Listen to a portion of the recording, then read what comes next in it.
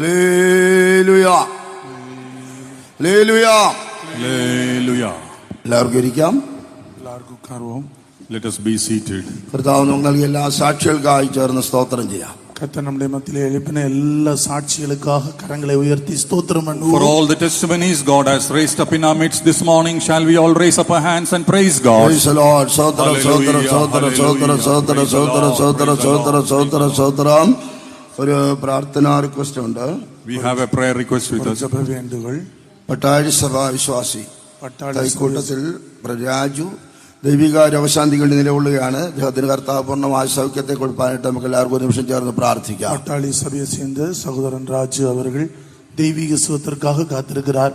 அவருக்கு ஒரு பூர்ணமான சுகத்தை தேவன் கொடுக்கும்படியாக எல்லாரும் சேர்ந்து ஜெபிக்கலாம். Patali brother Raju, he is waiting on the Lord for a divine healing. Shall we all pray for him that God will deliver him? ചേർന്ന് പ്രാർത്ഥിക്കാം. ഹല്ലേലൂയ. Praise the lord. ആമേൻ ആമേൻ. ശുരബകതുരബകതുരായി നീ അത്ഭുതം പ്രവർത്തിക്കേണ്ടതിനായി സഭയുടെ സത്യേറിയ പ്രാർത്ഥന വളരെ ഫലിക്കുന്നല്ലോ കർത്താവേ. സ്തോത്രം. ഇപ്പോൾ തന്നെ പൂർണ്ണ സൗഖ്യത്തെ യേശുവിന്റെ അധികാരമുള്ള നാമത്തിൽ പൂർണ്ണ സൗഖ്യത്തെ കർത്താവ് കൊടുക്കേണ്ടതിനായി പ്രാർത്ഥിക്കുന്നു കർത്താവേ. അത് അത്ഭുതം പ്രവർത്തിക്കേണ്ട നാമത്തെ മഹത്വപ്പെടുത്താം. യേശു നാമം സ്തോത്രം ചെയ്യാം. സഹോദരം സഹോദരം സഹോദരം സഹോദരം സഹോദരം സഹോദരം. ദൈവത്തിന്റെ മഹത്വം, ദേവനുക്ക് മഹിമ ഉണ്ടാവട്ടെ. Praise be to his holy name. നമ്മുടെ ചിന്തയ്ക്കായിട്ട് കൊരിന്ത്യർക്ക് എഴുതിയ 1-ാം ലേഖനം 16-ാം അധ്യായം അതിന്റെ 13-14 വാക്യങ്ങൾ വായിക്കാം. நம்முடைய தியானத்திற்காக 1 கொரிந்தியர் 16-ம் அதிகாரம் 13-14 வசனங்களை வாசிப்போம். For our meditation this morning, shall we turn to 1 Corinthians 16th chapter verse 13 and 14. விழித்திருங்கள், விசுவாசத்திலே நிலைத்திருங்கள், புருஷராயிருங்கள், திடன் கொள்ளுங்கள், உங்கள் காரியங்கள் எல்லாம் அன்போடு செய்யப்பட கடவது. ഉണർന്നിരിപ്പിൻ, വിശ്വാസത്തിൽ നിലനിൽപ്പിൻ, പുരുഷത്വം കാണിപ്പിൻ, ശക്തിപ്പെടുവിൻ, നിങ്ങൾ ചെയ്യുന്നതെല്ലാം സ്നേഹത്തിൽ ചെയ്യുവിൻ. ദൈവത്തിന്റെ മഹത്വം ഉണ്ടാകട്ടെ. ദേവനുക്ക് മഹിമ ഉണ്ടാവട്ടെ. Praise be to his holy name. അപ്പോസ്തലനായ പൗലോസ് കൊരിന്ത്യർക്ക് എഴുതിയ 1-ാം ലേഖനം 16-ാം അധ്യായത്തിൽ നടന്ന ആ ഒരു വേദവാക്യം വായിച്ചു കേട്ടത്. பரிசுத்த பவுல் கொரிந்தியர்கள் எழுதின 1-ாம் நிருபத்தினுடைய 16-ம் அதிகாரத்தினுடைய 13-14 வசனங்களை நாம் வாசிக்க கேட்டோம். We just heard the verse which has been read. Apostle Paul writing to the church of Corinthians 16th chapter, 1 Corinthians 16th chapter verses 13 and 14. ഈ പ്രാവശ്യം നമുക്ക് അനുഗ്രഹീതമായ ഒരു കൺവെൻഷൻ ദാനമായി നൽകി. இந்த வருஷம் கூட தேவன் நமக்கு கிருபையாக ஒரு ஆசீர்வதிக்கப்பட்ட கன்வென்ஷனை தந்திருக்கிறார். Even this year God has given us a blessed convention. നമ്മുടെ കൺവെൻഷനെ കർത്താവ് വളരെ അനുഗ്രഹമായി നടത്തിക്കൊണ്ടിരിക്കുകയാണ്. தேவன் மிகவும் ஆசீர்வாதமாக நடத்திக்கொண்டே இருக்கிறார். And God is continuously blessing our convention. കഴിഞ്ഞ ദിവസം നമുക്ക് ദൈവത്തിൽ നിന്ന് ധാരാളം അനുഗ്രഹങ്ങൾ പ്രാപിക്കാനിടയായി തീർന്നു. கடந்த நாளிலே அளவற்ற ஆசீர்வாதங்களை ஆண்டவரிடத்திலிருந்து நாம் பகிர்ந்து கொள்ளும்படியாக பெற்றுக்கொள்ளும்படியாக தேவன் நமக்கு உதவி செய்தார். During the last day, unspeakable blessings we have received from our Lord. ഈ പകൽക്കാലവും ഹൃദയങ്ങളെ ഒരുക്കി ദൈവത്തിൽ കാത്തിരിക്കുന്നുവെങ്കിൽ இன்றைக்கும் நாம் தேவனுடைய சமூகத்திலே காத்திருப்போமானால், even today morning, if you are going to prepare your hearts and wait in the presence of the Lord, ദൈവവചനത്തോടെ ദൈവം നമ്മോട് സംസാരിച്ച് നമ്മെ അനുഗ്രഹിപ്പാനും ഉണർത്തുവാനും ഇടയായി തീരും. தேவனுடைய வசனத்தின் மூலமாக நம்மோடு பேசி நம்மை உணர்த்தி ஆசீர்வதிப்பதற்கு அது ஏதுவாக இருக்கும். Through the word of God, he is able to revive us and quicken us once again through his word this morning. നാം വായിച്ചിട്ട് ഉണർന്നിരിപ്പീൻ, വിശ്വാസത്തിൽ നിലനിൽപ്പീൻ, പുരുഷത്വം കാണിപ്പീൻ, നിങ്ങൾ ചെയ്യുന്നതെല്ലാം സ്നേഹത്തിൽ ചെയ്യുവീൻ. விழித்திருங்கள், விசுவாசத்திலே நிலைத்திருங்கள், புருஷராயிருங்கள், திடன் கொள்ளுங்கள், எல்லாவற்றையும் நீங்கள் அன்பினாலே செய்யுங்கள். Watch ye, stand fast in faith, quit ye like men, be strong, let all your things be done with charity. നാം ഉണർന്നിരിക്കേണ്ടതിന്റെ ആവശ്യകത എന്താണെന്നാണ്, എന്തിനു വേണ്ടിയാണ് ഉണർന്നിരിക്കേണ്ടതാണ് ഇന്ന് പൽക്കാലം അല്പമായിട്ട് സംസാരിക്കാൻ ആഗ്രഹിക്കുന്നത്. இந்த காலை வேளையிலே நாம் எதற்காக உணர்ந்திருக்க வேண்டும் என்பதை குறித்து நாம் தியானிக்க போகிறோம். This morning I want to speak to you as the reasons as to why we need to be watching. ഉണർന്നിരിക്കുന്നവർക്ക് ലഭിക്കുന്ന അനുഗ്രഹങ്ങളെ കുറിച്ചും അല്പമായി ചിന്തിക്കാൻ ആഗ്രഹിക്കുക. விழித்திருக்கிறவர்களுக்கு தேவன் கொடுக்கிற ஆசீர்வாதங்களை குறித்து நாம் தியானிக்க போகிறோம். We are going to meditate upon the blessings which God is going to give to those people who are watchful in their life. അതിനാൽ നമ്മുടെ ആത്മീയ നിദ്രകളൊക്കെ മാറ്റി ഈ ദിവസങ്ങളിൽ നാം ഉണർത്തപ്പെടേണ്ടിയിരിക്കുന്നു. எனவே இன்றைக்கு நம்முடைய ஆவிக்குரிய பகுதிகளை, ஜீவியங்களின் சூழ்நிலைகளை மாற்றி நாம் உணர்த்தப்பட வேண்டியது அவசியமா இருக்கிறது. So we have to remove all the spiritual slumber in our life and be found watchful. നാം ദൈവസഭയിലേക്ക് നോക്കിയാൽ ഒരു ആത്മീയ നിദ്രയാണ് നമുക്ക് കാണുവാൻ കഴിയുന്നത്. இன்றைக்கு தேவனுடைய சபையிலே பார்க்கும்போது ஒரு கூட்டத்தார் ஆவிக்குரிய நித்திரை அடைந்திருக்கிறார்கள். Today when you look at the church, we can find a group of people found in spiritual slumber. പൗലോസ് അപ്പോസ്തലൻ ഉറങ്ങുന്നവനെ ഉണർന്ന് മരിച്ചിട്ട് എഴുന്നേൽക്ക, എന്നാൽ ക്രിസ്തുവിന്റെ പ്രകാശിക്കും. பரிசுத்த பவுல் சொல்லுகிறார், தூங்குற நீ மரித்தோரை விட்டு எழுந்திரு, அப்பொழுது கிறிஸ்துவினிலே பிரகாசிப்பார். Apostle Paul, his right says that you wake up ye who are found sleeping, then the Lord of glory will shine upon you. ഒരു കൂട്ടർ മരിച്ചവരായി കാണപ്പെടുമ്പോൾ അതിന്റെ മധ്യത്തിൽ ഒരു കൂട്ടർ കിടന്ന് ഉറങ്ങുകയാണ് ചെയ്യുന്നത്. ஒரு கூட்டத்தார் விழித்திருக்கும் போது ஒரு கூட்டத்தார் அதன் மத்தியிலே நித்திரை செய்து கொண்டிருக்கிறார்கள். When there is a group of people who are found watchful, there is another group of people who are found in deep slumber. അതിനാൽ ഉണർന്ന് എഴുന്നേൽക്കേണ്ട ഒരു കാലഘട്ടത്തിലേക്ക് നാം വന്നെത്തിയിരിക്കുകയാണ്. எனவே இப்பொழுது நாம் உணர்ந்து எழும்ப வேண்டிய ஒரு காலகட்டத்தில் நாம் வந்திருக்கிறோம். So we have come to a time when we have to be found awake and watchful. യശയ്യാ 52 അധ്യായത്തിൽ നാം വായിക്കുന്നുണ്ട്. യെശയ്യാ ദീർഘദർശിയുടെ പുസ്തകം 52 അധ്യായത്തിലെ വാസിக்கிறோം. Book of Isaiah 52nd chapter we read, സിയോനെ ഉണരുക ഉണരുക, നിന്റെ ബലം ധരിച്ചു കൊള്ളുക. സിയോനെ നീ ഉണർന്ന് എഴുമ്പി ഉന്റെ വല്ലമയെ ധരിത്തുകൊள். awake, awake, put on thy strength, O Zion. വിശുദ്ധ നഗരമായ യെരൂശലേമേ, നിന്റെ അലങ്കാര വസ്ത്രം ധരിച്ചു കൊള്ളുക. பரிசுத்த நகரமாகிய எருசலேமே உன் அலங்கார வஸ்திரத்தை உடுத்திக்கொள். Put on thy beautiful garments, O Jerusalem. ദൈവസഭയെ നോക്കി പരിശുദ്ധാത്മാവ് നൂറ്റാണ്ടുകൾക്ക് മുമ്പ് എഴുതി വെച്ചിരിക്കുകയാണ്. தேவ சபையை பார்த்து பரிசுத்த ஆவியானவர் இப்படி எழுதி வைத்திருக்கிறார். Thousands of years ago, the Holy Spirit looking at the church has put down these verses. സിയോനും യെരൂശലേമും ചേർന്നാണോ ദൈവത്തിന്റെ സഭയെന്നുള്ളത്? சியோனும் எருசலேமும் சேர்ந்தான் தேவனுடைய சபையாக இருக்கிறது. Zion and Jerusalem together is the church of God. പരിശുദ്ധാത്മാവ് ഓർപ്പിക്കുന്നു, സിയോനെ ഉണരുക, യെരൂശലേമേ ഉണരുക. பரிசுத்த ஆவியானவர் எழும்பு எழும்பு சியோனே எருசலேமே எழும்பு எழும்பு என்று ஆண்டவர் சொல்கிறார். Holy Spirit is speaking and telling, O Zion, O Jerusalem, wake up, wake up. നാം ഉണരേണ്ടത് നാം ബലം ധരിക്കുവാൻ വേണ്ടിയാണ്. இதற்காக நாம் எழும்ப வேண்டும், பலனை தரித்துக் கொள்ள முடியாக எழும்ப வேண்டும். We need to be awake so that we can put on our strength. നമ്മുടെ ആത്മീക മനുഷ്യൻ ശക്തിയോട് ബലപ്പെടേണ്ടിയിരിക്കുന്നു. நம்முடைய ஆவிக்குரிய மனுஷன் உள்ளான மனுஷன் வல்லமையோடு பலப்பட வேண்டும். There is a need that the spiritual man within us needs to put on strength. അപ്പോസ്തലനായ പൗലോസ് ഓർപ്പിക്കുന്നു, നിങ്ങളുടെ ആത്മാവ് സംബന്ധിച്ച് അകത്തെ മനുഷ്യൻ ശക്തിയോട് ബലപ്പെടണം. பரிசுத்த பவுல் சொல்கிறார், உள்ளான மனுஷன் வல்லமையோடு நீங்கள் பலப்பட வேண்டும். Apostle Paul says that your inner man has to be strengthened day by day. അകത്തെ മനുഷ്യൻ മാത്രമല്ല, അവിടെ പുറമേയുള്ള മനുഷ്യനും ബലപ്പെടേണ്ടിയിരിക്കുന്നു. நம்முடைய உள்ளான மனுஷன் மட்டுமல்ல, நம்முடைய புறம்பான சரீரமும் கூட பலப்பட வேண்டியதா இருக்கிறது. It is not only the inner man, even the outer man has to be strengthened. നമ്മുടെ അകമേയുള്ള മനുഷ്യനും പുറമേയുള്ള മനുഷ്യനും ബലപ്പെട്ടെങ്കിൽ മാത്രമേ നമുക്ക് ദൈവത്തിന്റെ ഇഷ്ടസമ്പൂർണ്ണമായി ചെയ്യുവാൻ കഴിയത്തുള്ളൂ. நம்முடைய உள்ளான மனுஷனும் புறம்பான மனுஷனும் பலப்பட்டால் மட்டும்தான் நாம் ஆண்டவர் விரும்புகிறது போல ஒரு ஜீவியம் செய்ய முடியும். It's only when our outer man and our inner man is strengthened fully we can do the perfect will of God. എങ്ങനെയാണ് നമുക്ക് ദൈവത്തിൽ ബലപ്പെടുവാൻ കഴിയുന്നത്? நாம் எப்படி தேவனில் பலப்பட முடியும்? How is it that we can be strengthened in the Lord? എങ്ങനെയാണ് ദൈവം നമ്മുടെ ബലമായി തീരുന്നത്? தேவன் எப்படி தேவன் நமக்கு பலனாக மாறுகிறார்? How is it that the Lord himself becomes our strength? ഭക്തന്മാരെല്ലാം തന്നെ ദൈവം അവർക്ക് ബലമായി കാണപ്പെട്ടാണ് ജീവിച്ചത്. பக்தர்கள் எல்லாம் தேவன் அவர்களுக்கு பலனா இருந்தபடியால் தான் அவர்கள் ஜீவித்தார்கள். All the saints of God, they were living because God himself was their strength. അവരുടേതായ ശാരീരിക ബലം കൊണ്ടല്ല, அவருடைய சரீரமான சொந்த பலத்தினால் அல்ல. It is not because of their own physical strength. ദൈവം അവർക്ക് ബലമായിരുന്നാൽ അവർ അകത്തെ മനുഷ്യനും പുറമേയുള്ള മനുഷ്യനും ബലം പ്രാപിപ്പാനിടയായി തീർന്നു. தேவன் அவர்களுக்கு பலனாயிருந்தபடியால் உள்ளான மனுஷனிலும் புறம்பான மனுஷனிலும் அவர்கள் பலசாலிகளாக ஜீவித்தார்கள். Because God himself was their strength, their inner man and their outer man was strengthened. സങ്കീർത്തനക്കാരൻ പറയുന്നു, ദൈവം എന്റെ സങ്കേതവും ബലവുമാകുന്നു. சங்கீதக்காரனாகிய தாவீது சொல்கிறார், அவர் எனக்கு பலனாய் இருக்கிறார்னு சொல்கிறார். The psalmist says, the Lord is my refuge and my strength. അതിനാൽ കഷ്ടങ്ങൾ അവനടുത്ത് ഏറ്റവും അടുത്ത തുണയായിരിക്കുകയാണ്. കഷ്ടങ്ങളിൽ ഏറ്റവും അടുത്ത തുണ. என்னுடைய கஷ்டங்களிலே அவர் ஏற்ற துணையாக இருக்கிறார். Therefore he is a very present help in the time of trouble. ബലം നിന്നിലുള്ള മനുഷ്യൻ ഭാഗ്യവാൻ. பலன் பெற்றுக் கொள்கிற மனுஷன் பாக்கியவான். Blessed is the man whose strength is in thee. ഇങ്ങനെയുള്ള മനുഷ്യൻ സിയോനിലേക്കുള്ള പെരുവഴികളുണ്ട്.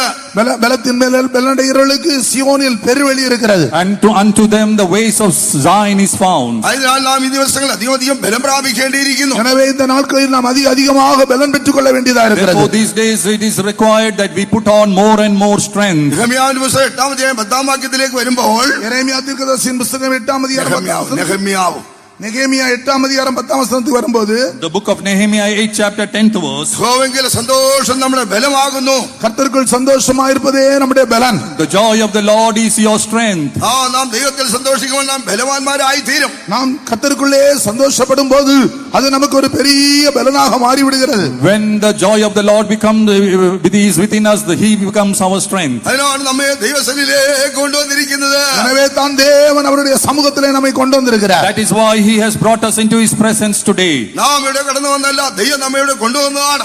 நாம் இங்கே கடந்து வந்தவர்கள் அல்ல, தேவனே நம்ம இங்கே கொண்டு வந்திருக்கிறார். It is not that we have come here, God himself has brought us to this place today. ദൈവത്തിന്റെ കൃപയാണ് പ്രിയപ്പെട്ടവരെ നമ്മെ ഇവിടെ കൊണ്ടെത്തിച്ചിരിക്കുന്നത്. அருமையானவர்களே, தேவனுடைய கிருபையினாலே கர்த்தர் நம்மை இங்கே கொண்டு வந்திருக்கிறார். Oh dear children of God, God's grace has brought us all into this place today. വിശ്വസിക്കുന്ന ദൈവമക്കൾ ഹല്ലേലൂയ പറഞ്ഞാട്ടെ. എന്തുകൊണ്ടെന്നാൽ ദൈവസന്നിധിയിൽ സന്തോഷ പരിപൂർണതയുണ്ട്. ஏனென்றால் தேவனுடைய சமூகத்திலே நித்திய பேரின்பம் உண்டு. Because in the presence of the Lord there is fullness of joy. ഇപ്പോൾ നാം ദൈവസന്നിധിയിലായിരിക്കുകയാണ്. நாம் இப்பொழுது தேவ சமூகத்திலே இருக்கிறோம். Now we are in the presence of the Lord. ദൈവസന്നിധി സന്തോഷ പരിപൂർണതയുണ്ട് പ്രിയപ്പെട്ടവരെ. பிரியமானவர்களே, தேவனுடைய சமூகத்தில் நித்திய பேரின்பம் உண்டு. Dear children of God, in the presence of the Lord there is fullness of joy. എല്ലാ നിരാശ, ഭാരം, ദുഃഖം, വേദനകളിൽ എല്ലാം അകന്നു പോകുന്ന സ്ഥാനം. எல்லா வெறுமைகள், எல்லா துக்கங்கள், வேதனைகள் நீங்கி போகிற இடம். This is a place where all your pain, sorrow, discouragements, everything will vanish away. 16 സംഗീതത്തിൽ നാം വായിക്കുന്നുണ്ട്. 16 சங்கீதத்தில் நாம் வாசிக்கிறோம். Psalm 16 we read. ദൈവസന്നിധി സന്തോഷ പരിപൂർണതയുണ്ട്. தேவனுடைய சமூகத்திலே நித்திய பேரின்பம் உண்டு. In the presence of the Lord there is fullness of joy. വലത്ത് ഭാഗത്ത് പ്രമോദങ്ങളുണ്ട്. அவருடைய வலது പാർശ്വത്തിலே നിത്യ പേരിன்பം ഉണ്ട്. At the right hand there is fullness of joy. ഞാൻ എന്റെ ദൈവത്തെ എപ്പോഴും എന്റെ മുൻപിൽ വെച്ചിരിക്കുന്നു. நான் கர்த்தரை எப்பொழுது எனக்கு முன்பாக வைத்திருக்கிறேன். I have set the Lord always before me. അതുകൊണ്ട് ഞാൻ കുലുങ്ങി പോകയില്ല. எனவே நான் അസൈക്കപ്പെടുവതിல்லை. Therefore I shall not be moved. അതിനാൽ എന്റെ ഹൃദയം സന്തോഷിക്കുന്നു, മനസ്സാനന്ദിക്കുന്നു. எனவே என்னுடைய இருதயம் சந்தோஷப்படுகிறது, என்னுடைய மனது மகிழ்கிறது. Therefore my heart is glad and my glory rejoiceth. എന്റെ ജഡവും നിർഭയമായി വസിക്കുന്നു. என் மாம்சமும் நம்பிக்கையோடு தங்கி இருக்கிறது. And my flesh also shall rest in hope. ദൈവസന്നിധി സന്തോഷ പരിപൂർണത എന്ന് പറയുമ്പോൾ தேவனுடைய சமூகத்திலே பேரின்பம் உண்டு என்று சொல்லும்போது, when we say that there is fullness of joy in the presence of the Lord, നമ്മുടെ ഹൃദയത്തിന്റെയും മനസ്സിന്റെയും ശരീരത്തിന്റെയും സന്തോഷമാണ് പ്രിയപ്പെട്ടവരെ. நம்முடைய இருதயத்திலேயும் நம்முடைய மனதிலேயும் சரீரத்தில் உண்டாகிற சந்தோஷத்தை காட்டுகிறது. it is the joy which is there in our mind, our heart and our physical body. ഈ ലോകത്തിലെ ഭൗമിക നന്മകളും തന്നെ നമ്മെ സംതൃപ്തരാക്കി തീർക്കത്തില്ല. இந்த உலகத்தில் உள்ள ஒன்று நம்மை சந்தோஷமாய் மாற்றி தீர்க்க முடியாது. No material blessings of this world is going to make you truly happy. ഈ ലോകത്തിലെ ഒന്നും തന്നെ നമുക്ക് സന്തോഷം തരികയില്ല. இந்த உலகத்தில் உள்ள ஒன்று நமக்கு சந்தோஷத்தை கொடுக்க முடியாது. Nothing that is found in this world can give you true happiness. തൽക്കാലം ചിലപ്പോൾ നമുക്ക് സന്തോഷമായി തോന്നിയേക്കാം. சில சந்தர்ப்பங்கள் சில காரியங்கள் நமக்கு சந்தோஷம் கொடுப்பது போல தெரியலாம். For a short time some things may give you a bit of happiness. എന്നാൽ പിൽക്കാലത്ത് നമ്മുടെ സന്തോഷം നഷ്ടപ്പെടുവാനായിട്ട് ഇടയായി തീരും. ஆனால் அதே சம்பவங்கள் பிற்காலங்களிலே நம்முடைய சந்தோஷத்தை கெடுப்பதற்கு ஏதுவாய் மாறிவிடும். But during the later times that very same thing will take away all your happiness. എന്തുകൊണ്ടെന്നാൽ ഈ ലോകത്തിലെ സന്തോഷം താൽക്കാലികമായ സന്തോഷമാണ്. ஏனென்றால் இந்த பூமியிலே இருக்கிற எல்லா சந்தோஷமும் தற்கால சந்தோஷமாக இருக்கிறது. Because all the joy and the happiness of this world is temporal. എബ്രായലേഖനം 11-ാം അധ്യായത്തിൽ ഇപ്രകാരം വായിക്കുന്നുണ്ട്. എബ്രായർ 11-ാം അധ്യായത്തിൽ വിധமாக വാസിக்கிறோம். We read in Hebrews 11th chapter. വിശ്വാസത്താൽ മോശത്താൽ വളർന്നപ്പോൾ மோசே விசுவாசத்திலே பெரியவனான போது, by faith when Moses when he became old, പാപത്തിന് താൽക്കാലിക ഭോഗത്തെക്കാൾ സന്തോഷത്തെക്കാൾ ദൈവജനത്തോട് കഷ്ടം അനുഭവിക്ക് തിരഞ്ഞെടുത്തു. அனித்தியமான பாவ சந்தோஷங்களை பார்க்கலாம் தேவஜனத்தோடு துன்பத்தை அனுபவிப்பதே தெரிந்து கொண்டான். More than the temporal happiness and the blessings of this world, he chose to suffer with the people of God. പാപം താൽക്കാലികമായ സന്തോഷം നമുക്ക് നൽകിയേക്കാം. பாவம் தற்காலத்திலே ஒரு சந்தோஷத்தை கொடுக்கலாம். Maybe sin can give you a temporary happiness in this life. താൽക്കാലികമായ നേട്ടങ്ങൾ നമുക്ക് തന്നേക്കാം. ஒரு அனித்தியமான சில காரியங்களை நமக்கு தரலாம். A temporal material benefits it can give you. എന്നാൽ നമ്മുടെ സന്തോഷം പൂർണ്ണമായി മാറ്റപ്പെടുവാനായിട്ട് ഇടയായി തീരും. ஆனால் நம்முடைய சந்தோஷம் பூர்ணமாக மாற வேண்டுமானால் later on all those blessings can change. വിലാപങ്ങളുടെ പുസ്തകം 5-ാം അധ്യായത്തിലേക്ക് വരുമ്പോൾ, புலம்பல் 5-ാം അധ്യായത്തിലേക്ക് വരുമ്പോൾ, when you come to Lamentations 5th chapter, ഞങ്ങളുടെ ഹൃദയ സന്തോഷം പോയി എന്ന് പിന്മാറ്റത്തിലിരിക്കുന്ന ഇസ്രായേൽ ജനം പറയുകയാണ്. எங்களுடைய இருதயத்தில் உள்ள களிகூறுதல் எல்லாம் அற்று போயிற்று என்று பின்வாங்கி போனவர்கள் சொல்லுகிறார்கள். The Israelites who were in the wilderness, they say that all our happiness has vanished. ഞങ്ങളുടെ ഹൃദയ സന്തോഷം നഷ്ടപ്പെട്ടു പോയി. எங்களுடைய இதயத்திலிருந்து களிகூறுதல் ஒளிந்து போய்விட்டது. The joy that was in our heart has now vanished. എന്താണ് കാരണം നഷ്ടപ്പെട്ടു പോകുവാൻ? சந்தோஷம் கெட்டு போறதுக்கு காரணம் என்ன? What is the reason that we lose this happiness? ഞങ്ങൾ പാപം ചെയ്തു എന്ന് അവർ പറയുകയാണ്. நாங்கள் பாவம் செய்தோம் என்று அவர்கள் சொல்லுகிறார்கள். They are claiming that we have sinned against the Lord. ഞങ്ങൾ പാപം ചെയ്താൽ ഞങ്ങളുടെ ഹൃദയ സന്തോഷം നഷ്ടപ്പെട്ടു പോയി. நாங்கள் பாவம் செய்தபடியினால் எங்கள் சந்தோஷம் துக்கமாய் மாறிவிட்டது. Because we have sinned, we have lost the joy and the happiness in our heart. പാപം നമ്മുടെ സന്തോഷത്തെ എടുത്തു കളയാടിയായി തീരും പ്രിയപ്പെട്ടവരെ. பிரியமானவர்களே, பாவம் ஒரு மனிதனுடைய சந்தோஷத்தை அவனை விட்டு விலக்கி விடுகிறது. Oh dear one, sin will take away the joy that is found in your heart. സന്തോഷം നഷ്ടപ്പെടുവാൻ നമ്മൾ ബലഹീനരായി തീരും. சந்தோஷம் ஒரு மனிதனுக்குள் நஷ்டப்படும் போது அவன் பலவீனப்பட்ட ஒரு மனிதனாக மாறி விடுகிறான். And once the joy is taken away from you, you will become weak people. സന്തോഷമാണ് അവനെ ബലവാനാക്കി മാറ്റുന്നത്. ஒரு மனிதனுடைய பலனே அவனுடைய சந்தோஷத்துக்குள் காணப்படுகிறது. It is the joy in your heart that strengthens you.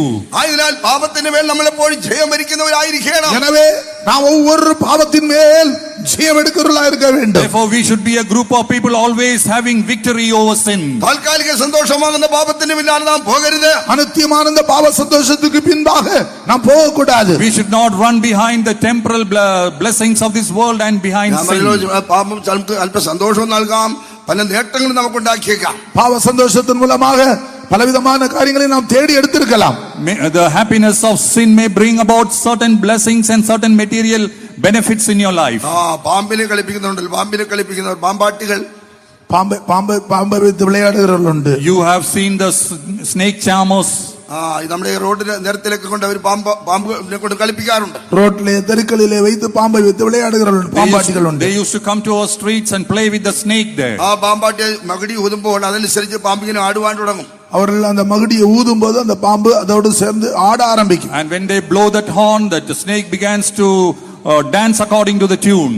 കാണികൾക്കെല്ലാം വലിയ സന്തോഷമാണ്. பார்க்கிறவர்களுக்கு எல்லாருக்கும் ஒரு பெரிய சந்தோஷம். All the spectators surrounding them, they are very happy to see that. ഈ പാമ്പാട്ടിക്കും വലിയ സന്തോഷമാണ്. அந்த பாம்பாட்டிக்கும் கூட ஒரு பெரிய சந்தோஷம் தான். The snake charmer is also very happy then. അവസാനം പാമ്പാട്ടി ഇങ്ങനെ പറയാറുണ്ട്, கடைசியாக அந்த பாம்பாட்டி விதமாக சொல்கிறார். And finally the snake charmer used to say like this. ഈ പാമ്പിന് പാലും മുട്ടയൊക്കെ ആവശ്യമാണ്, അതുകൊണ്ട് അതിന് പണം ആവശ്യമാണ്. பாலும் முட்டையும் இதற்கு தேவையா இருக்கிறது, எனக்கு இதற்கு பணமும் தேவை. For this snake, milk and egg is required. For that, money is also required. പണം പിരിക്കാനായിട്ട് അവരുടെ അടുക്കലേക്ക് ചെല്ലും. உடனே பணத்தை அவரிடத்தில் வாங்கும்படியாக செல்வார். And to collect the money, he will go around the people there. എല്ലാവരും அவங்க പണമൊക്കെ കൊടുക്കും. எல்லாரும் பணத்தை கொடுப்பார்கள். And the people surrounding that place will give the money. ആ പാമ്പിനെ കൊണ്ട് ആ കാണികളും സന്തോഷിക്കുകയാണ്, ഇദ്ദേഹവും സന്തോഷിക്കുകയാണ്. அந்த பாம்பை கொண்டு பாம்பாட்டியும் சந்தோஷப்படுகிறார்கள், ஜனங்களும் சந்தோஷப்படுகிறார்கள். And because of that snake, the snake charmer and the people surrounding that place, all are happy. ഇദ്ദേഹത്തിന് അതുകൊണ്ട് നേട്ടം ഉണ്ടാകുകയാണ്. அதன் நிமித்தம் இவருக்கு சில ஆதாயம் வருகிறது. And this person is also getting some financial benefits. പാമ്പിന് പാലും മുട്ടയൊക്കെ കിട്ടുകയാണ്. பாம்புக்கும் பாலும் முட்டையும் கிடைக்கிறது. The snake is getting milk and egg. എന്നാൽ എന്താണ് സംഭവിക്കുന്നത്? അവസാനം എന്താണ് ஆனால் സംഭവിക്കുന്നത്? கடைசியாக என்ன சம்பவிக்கிறது? Finally what happens? ഈ പാമ്പ് കടിച്ചാണ് ഈ പാമ്പാട്ടി മരിക്കുന്നത്. இந்த பாம்பு கடித்துதான் பாம்பாட்டி மரித்து போகிறார். Finally the snake is biting the snake charmer, and that's how he dies. ഇതുപോലെയാണ് പാപത്തോട് കളിക്കുക എന്നുള്ളത്. இதுபோலதான் பாவத்தோடு விளையாடுகிற மனுஷனுடைய வாழ்க்கை. This is the state of life of a person who is playing with sin. താൽക്കാലികമായ സന്തോഷവും നേട്ടമൊക്കെ ഉണ്ടാക്കി തന്നേക്കാം. அற்பமான சந்தோஷத்தையும் சில ஆதாயங்களையும் பெற்றுக்கொள்வதற்கு ஏதுவாக இருக்கலாம். Certain temporal blessings and benefits you may receive in your life. എന്നാൽ ഈ പാപം നമ്മെ നിത്യ നരകാഗ്നിയിലേക്ക് കൊണ്ടുപോകും പ്രിയപ്പെട്ടവരെ. பிரியமானவர்களே, ஆனால் இந்த பாவமோ நித்திய நரகத்துக்கு நேராக அவனை கொண்டு போய் விட்டுவிடும். But this sin will finally take you to eternal hellfire. അതിനാൽ താൽക്കാലികമായ സന്തോഷം നൽകുന്ന പാപത്തെ വിട്ട് ഒഴിഞ്ഞു ജീവിക്കുന്നവരായി തീരാം. எனவே அனுத்தியமான பாவ சந்தோஷங்களை விட்டு விலகி ஜீவிக்கிறவர்களாய் நாம் இருப்போமாக. Therefore let us be a group of people who are moving away from this temporal blessings and sin and leading a righteous life. എന്താണ് കയ്യിനോട് പരിശുദ്ധാത്മാവ് പറയുന്നത്? ஆனால் காயினோடு ஆண்டவர் ஆவியானவர் சொல்லுகிறார், unto Cain what does the Holy Spirit say? പാപം നിന്റെ വാതിൽക്കൽ കിടക്കും, നീയോ അതിനെ കീഴടക്കണം. பாவம் உன்னுடைய வாசல்படியிலே படுத்திருக்கும் என்று சொல்லுகிறார். The Holy Spirit is saying to Cain that sin is lying at your door. അതിന്റെ ആഗ്രഹം നിന്നോടാകുന്നു. அவன் ஆசை உன்னை பற்றி இருக்கும் என்று The சொல்கிறார். desire of the sin is upon you. അതിനാൽ പ്രിയപ്പെട്ടവരെ, സകല പാപങ്ങളും നാം വിടുവിക്കപ്പെട്ടവരായിരിക്കണം. எனவே சகல பாவங்களை விட்டு விலகினவர்களாய் இருக்க வேண்டும். Therefore we have to be cleansed of every sin in our life. ദൈവത്തിന് മഹത്വം ഉണ്ടാകട്ടെ. தேவனுக்கு மகிமை உண்டாவதாக. Praise be to his holy name. ദൈവ സന്നിധിയിലെ സന്തോഷത്താൽ നാം നിറയപ്പെട്ടവരായിരിക്കണം. தேவ சமூகத்தின் சந்தோஷத்தால் நாம் நிரம்பி இருக்க வேண்டும்.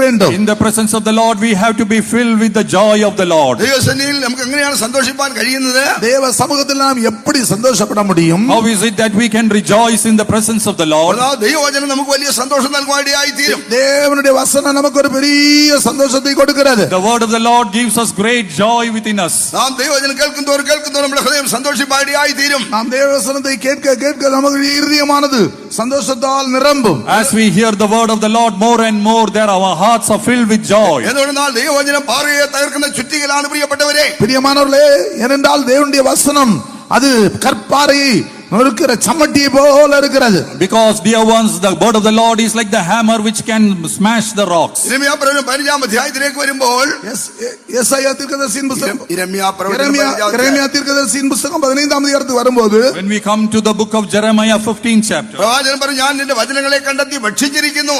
உம்முடைய வசனத்தை எனக்கு கிடைத்த உடனே நான் அதை உட்கொண்டேன். the prophet says that I have seen your word and I have fed upon your word. അതെന്റെ ഹൃദയത്തിന് സന്തോഷവും മനസ്സിന് ആനന്ദവുമായിരിക്കുന്നു. அது என்னுடைய இதயத்திற்கு சந்தோஷம், என் மனதுக்கு மகிழ்ச்சியுமா இருக்கிறது. It is giving joy to my heart and my soul.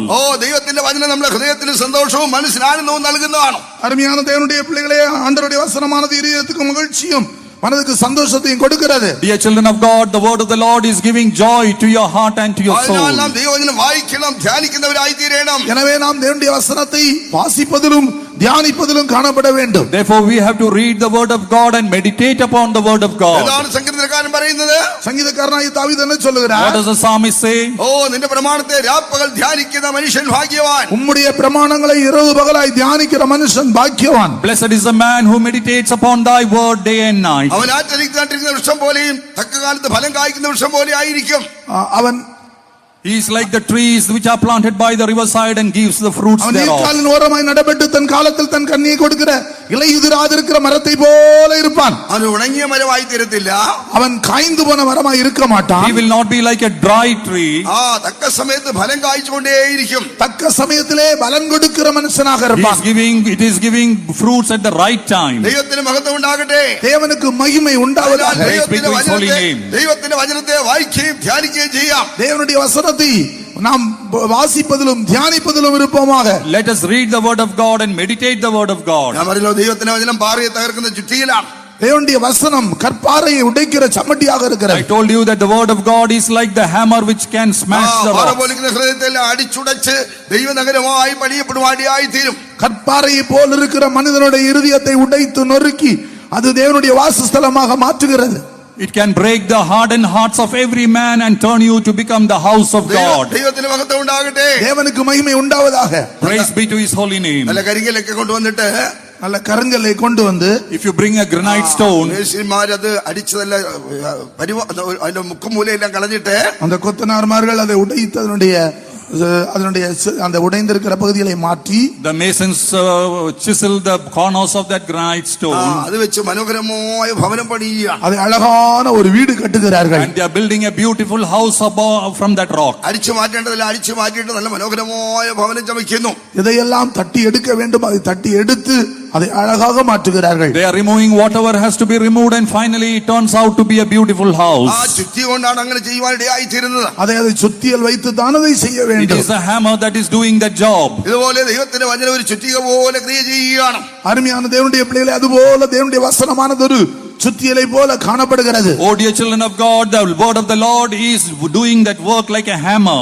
നമ്മുടെ ഹൃദയത്തിൽ മാറ്റപ്പെടേണ്ടതെല്ലാം മാറ്റി മാറ്റി, நம்முடைய இதயத்திலிருந்து எதையெல்லாம் மாற்ற வேண்டுமோ அவைகளை எல்லாம் மாற்றி, Everything that has to be removed from your heart is now being removed. പരിച്ഛേദനയുണ്ടെല്ലാം പരിച്ഛേദന ചെയ്തിട്ട്, நாம் எடுத்து எறிய வேண்டியதெல்லாம் எடுத்து പരിച്ഛേദന വൃത്തഛേദനം, விருத்தசேதனம் பண்ண வேண்டியதை விருத்தசேதனம் பண்ணி, Everything that has to be circumcised is now being circumcised. മനോഹരമായ ഒരു സൗധമായി പുതിയൊരു ശിലയായി പണിയപ്പെടുന്നു. ஒரு விசேஷமான அழகான சியோனாய் எருசலேமாய் மாற்றுகிறது. It is turning you out to be a beautiful city of God, Zion and Jerusalem. Hallelujah. Hallelujah. അതിനാൽ പ്രിയ ദൈവമക്കളെ, ദൈവവചനം നമുക്ക് വലിയ സന്തോഷം നൽകുന്നു. எனவே தேவனுடைய பிள்ளைகளே, தேவனுடைய வசனம் நமக்கு ஒரு மிகுந்த சந்தோஷம் கொடுக்கிறது. Oh dear children of God, the word of the Lord is giving us immense joy. ദൈവസന്നിധിയിൽ സന്തോഷ പരിപൂർണതയുണ്ട്. தேவனுடைய சமூகத்திலே நித்திய பேரின்பம் உண்டு. In the presence of the Lord there is fullness of joy. ഓ, നമ്മുടെ ഹൃദയം സന്തോഷിക്കുന്നു, മനസ്സാനന്ദിക്കുന്നു, ജഡം നിർഭയമായി വസിക്കുന്നു. நம்முடைய இருதயம் சந்தோஷப்படுகிறது, நம்முடைய மாம்சமும் நம்பிக்கையோடு தங்கி இருக்கிறது. My heart and my soul will rejoice and my flesh will be at rest. 63 സങ്കീർത്തനം 1 വാക്യം വായിക്കുമ്പോൾ 63 சங்கீதம் 1 வசனம் வாசிக்கும்போது Psalms 63 verse 1. സങ്കീർത്തനക്കാരൻ പറയുന്നത്, എന്റെ ഹൃദയവും എന്റെ ശരീരവും നിനക്കായി ദാഹിക്കുന്നു, കാംക്ഷിക്കുന്നു എന്ന്. என்னுடைய மனதும் என்னுடைய சரீரமும் உமக்காய் வாஞ்சித்து கதறுதுன்னு சொல்கிறார். It is written that my flesh and my soul thirsteth after thee. தேவனே, நீர் என்னுடைய தேவன், அதிகாலமே உம்மை தேடுகிறேன். வறண்டதும் விடாய்த்ததும் தண்ணீரற்றதுமான நிலத்திலே என் ஆத்துமா உன்மேல் தாகமாயிருக்கிறது, என் மாம்சமானது உம்மை வாஞ்சிக்கிறது. ദൈവമേ, നീ എന്റെ ദൈവം, അധികാലത്തെ ഞാൻ നിന്നെ അന്വേഷിക്കും. വെള്ളമില്ലാതെ ഉണങ്ങി വരണ്ട ദേശത്ത് എന്റെ ഉള്ളം നിനക്കായി ദാഹിക്കുന്നു, എന്റെ ദേഹം നിനക്കായി കാക്ഷിക്കുന്നു. വെള്ളമില്ലാതെ ഉണങ്ങി വരേണ്ട ദേശത്ത് എന്റെ ഉള്ളം, എന്റെ ഹൃദയം നിനക്കായി ദാഹിക്കുന്നു. வறண்டதும் விடாய்த்ததுமான தண்ணீரற்றதுமான நிலத்திலே என் ஆத்துமா உன்மேல் தாகமாயிருக்கிறது. In a dry and thirsty land my soul is thirsting after thee. എന്തുകൊണ്ടെന്നാൽ മനുഷ്യൻ ദൈവത്തിന്റെ പങ്കും ഭാഗവുമാണ് പ്രിയപ്പെട്ടവരെ. ஏனென்றால் தேவன் மனுஷனுடைய பங்கும் பாகமா மனுஷன் தேவனுடைய பங்கும் பாகமா இருக்கிறான். It is because man is a part and parcel of God himself. മനുഷ്യനിലേക്ക് ദൈവം തന്റെ ശ്വാസത്തെ ഊതിയപ്പോൾ, மனுஷனுக்குள்ளே தேவன் தம்முடைய சுவாசத்தை ஊதின போது, when God put his breath into man, അവൻ മനുഷ്യൻ ദൈവത്തിന്റെ പങ്കും ഭാഗമായി തീർന്നു. மனுஷன் தேவனுடைய பங்காய் பாகமாய் மாறி விடுகிறான். man became a part and parcel of God himself. ദൈവം നിത്യനായ പോലെ മനുഷ്യൻ നിത്യനായി തീരുകയാണ്. தேவன் நித்தியம் உள்ளவராய் இருக்கிறது போல மனுஷனும் நித்தியமா உள்ளவனாக மாறுகிறான். Just as God is eternal, man also became an eternal living being. അങ്ങനെ മനുഷ്യനെ ഭൗമികമായ ഒന്നും കൊണ്ട് സംതൃപ്തിപ്പെടുത്താൻ കഴിയത്തില്ല. எனவே தான் இந்த உலகத்துக்குரிய காரியங்களை கொண்டு மனிதனை திருப்திப்படுத்த முடியாது. So nothing of this world can actually satisfy any human being. ദൈവത്തിന് മാത്രമേ അവനെ സംതൃപ്തിപ്പെടുത്താൻ കഴിയത്തുള്ളൂ. தேவனுக்குள்ளாதான் அவன் திருப்திப்பட முடியும். It is only God who can satisfy you totally. ദൈവത്തെ പ്രാപിച്ചെങ്കിൽ മാത്രമേ അവന് സംതൃപ്തി ഉണ്ടാകത്തുള്ളൂ. தேவனை பெற்றுக்கொண்டால் மட்டும்தான் அவனுக்கு ஒரு சம்பூர்ணம் உண்டாகும். It is only when you receive God totally in your life you become a satisfied person. ഹൃദയം ദൈവത്തിനോട് ദാഹിക്കുന്നത്. அதற்காக தான் அவனுடைய ஆத்துமா ஜீவனுள்ள தேவன் மேல் தாகமாய் இருக்கிறது. That is why the soul and his flesh is thirsting for the living God. അവന്റെ ദേഹവും ദൈവത്തിനായി കാംക്ഷിച്ചുകൊണ്ടേയിരിക്കുകയാണ്. அது மட்டுമല്ല மாம்சமும் அவரை உம்மை வாஞ்சிக்கிறது என்று சொல்கிறார். His flesh is also longing for the living God. അതിനാൽ പ്രിയ ദൈവമക്കളെ, ദൈവത്തിൽ നമുക്ക് സന്തോഷ പരിപൂർണ്ണത അനുഭവിക്കാൻ കഴിയും. நமக்கு தேவ சமூகத்திலே பூரணமான சந்தோஷத்தை அனுபவிக்க முடியும். Therefore, dear children of God, in the presence of Lord we can enjoy perfect happiness. ദൈവത്തിന്റെ വചനത്തിലൂടെ ആ സന്തോഷം അനുഭവിക്കാൻ സാധിക്കുന്നു. முதலாவது தேவனுடைய வசனத்தின் மூலமாக அந்த சந்தோஷத்தை நாம் அனுபவிக்க முடிகிறது. First of all, through the word of God we can attain perfect happiness. രണ്ടാമത് പരിശുദ്ധാത്മാവിന്റെ അനുഭവത്തിലൂടെ സന്തോഷം പ്രാപിക്കാൻ കഴിയും. இரண்டாவது பரிசுத்தாவின் அபிஷேகத்தின் மூலமாக இந்த சந்தோஷம் நமக்கு உண்டாகிறது. Secondly, through the anointing of the Holy Spirit we receive this happiness. നമുക്കൊക്കെ അറിയാവുന്ന വചനങ്ങളൊക്കെ തന്നെ ഈ പറയുന്നത്. நமக்கு தெரிந்த வசனங்கள் தான் நாம் இப்பொழுது சொல்லிக் கொண்டிருக்கிறோம். All the verses that I am telling you, you are already familiar with them. ഇങ്ങനെ മീറ്റിംഗൊക്കെ വെച്ചിരിക്കുന്ന നമ്മയെല്ലാം ഓർപ്പിച്ചുണർത്താൻ വേണ്ടിയാണ്. இந்த கூட்டங்கள் எல்லாம் வைத்திருக்கிறது இவைகளெல்லாம் நாம் நினைவு கூறும்படியாக. These meetings are conducted only to remind you and quicken you once again. പലപ്പോഴും ഓർക്കേണ്ട കാര്യങ്ങളൊക്കെ നമ്മൾ മറന്നു പോകാറുണ്ടല്ലോ. பல சந்தர்ப்பங்கள் நாம் நினைக்க வேண்டிய காரியங்களை மறந்து விடுகிறோம். On many occasions we forget the things that we ought to remember. മറക്കേണ്ട കാര്യങ്ങളൊക്കെ പലപ്പോഴും നാം ഓർത്തിരിക്കാറുണ്ട്. பல சந்தர்ப்பங்களில் மறக்க வேண்டிய காரியங்களை நினைத்துக் கொண்டிருக்கிறோம். Many things that we have to forget, we remember all those things. എന്നാൽ ഓർക്കേണ്ട കാര്യങ്ങളൊക്കെ പലപ്പോഴും നാം മറന്നു പോകാറുണ്ട്. ஆனால் பல சந்தர்ப்பத்தில் நினைக்க வேண்டிய முக்கியமான காரியங்களை மறந்து விடுகிறோம். Many things that we have to remember, we forget them. അതിനാൽ ഇതൊക്കെ ഞങ്ങൾ നിങ്ങളെ ഓർപ്പിച്ചുണർത്തുകയാണ് പ്രിയപ്പെട്ടവരെ. ஆகவே இப்பொழுது நான் உங்களுக்கு இவைகளை நினைப்பூட்டுகிறேன். Therefore, dear children of God, I am just reminding you all these things. പരിശുദ്ധാത്മാവിനെ നമുക്ക് വലിയ സന്തോഷം നൽകുന്നതാണ്. பரிசுத்தாவின் அபிஷேகம் நமக்கு ஒரு பெரிய சந்தோஷம் கொடுக்கிறது. The anointing of the Holy Spirit brings down a great happiness and joy within us. റോമർ 14:17 വരുമ്പോൾ ரோமருக்கு பரிசுத்த பவுல் எழுதின நிருபத்திலே நாம் 14ஆம் அதிகாரம் 17ஆம் வசனத்துக்கு வரும்போது Romans 14:17 when you read, ദൈവരാജ്യം ഭക്ഷണവും പാനീയവുമല്ല, നീതിയും സമാധാനവും പരിശുദ്ധാത്മാവിൽ സന്തോഷമത്രേ. தேவனுடைய ராஜ்யம் புசிப்பும் குடிப்பும் அல்ல, அது நீதியும் சமாதானமும் பரிசுத்தாவினால் உண்டாகிற சந்தோஷமுமாய் இருக்கிறது. for the kingdom of the Lord is not meat and drink, but righteousness and peace and joy in the Holy Ghost. പരിശുദ്ധാത്മാവ് നമുക്ക് വലിയ സന്തോഷം നൽകുകയാണ്. பரிசுத்தாவின் அபிஷேகம் ஒரு பெரிய சந்தோஷத்தை கொடுக்கிறது. The anointing of the Holy Spirit brings down a great joy within you. അതുകൊണ്ടാണ് സദൃശവാക്യങ്ങൾ 27-ാമത്തെ 9-ാം വാക്യത്തിലേക്ക് വരുമ്പോൾ സദൃശവാക്യങ്ങൾ 27:9 Proverbs 27:9. நீதிமொழிகள் 27ஆம் அதிகாரம் 9ஆம் തൈലവും வசனம். ധൂപവും ഹൃദയത്തെ സന്തോഷിപ്പിക്കുന്നു. തൈലവും ധൂപവും ഹൃദയത്തെ സന്തോഷിപ്പിക്കുന്നു. പരിമള തൈലവും സുഗന്ധ ധൂപവും ഹൃദയത്തെ കളിപ്പാക്കുவது போல. ദൈവത്തിന് മഹത്വം ഉണ്ടാകട്ടെ. தேவனுக்கு மகிமை Praise உண்டாவதாக. be to his holy name. തൈലവും ധൂപവും ഹൃദയത്തെ സന്തോഷിപ്പിക്കുന്നു. பரிமளமும் தூபமும் சந்தோஷப்படுத்துகிறது. Ointment and perfume, they rejoice the heart. തൈലം എന്ന് പറഞ്ഞ പരിശുദ്ധാത്മാവിന്റെ അഭിഷേകത്തെ വെളിപ്പെടുത്തുകയാണ്. அந்த தைலம் பரிசுத்தாவின் சந்தோஷத்தை காட்டுகிறது. The ointment shows the anointing of the Holy Spirit. 45-ാം സംഗീതത്തിൽ പ്രകാരം വായിക്കുന്നുണ്ട്. 45ஆம் சங்கீதத்தில் நாம் விதமாக வாசிக்கிறோம். നീ ദുഷ്ടതയെ ദേഷിച്ച് നീതിയെ ഇഷ്ടപ്പെട്ടിരിക്കുകയാൽ நீ நீதியை விரும்பி அக்கிரமத்தை வெறுத்தபடியினால் നീ നീതിയെ ഇഷ്ടപ്പെട്ട് ദുഷ്ടതയെ ദ്വേഷിക്കുന്നു.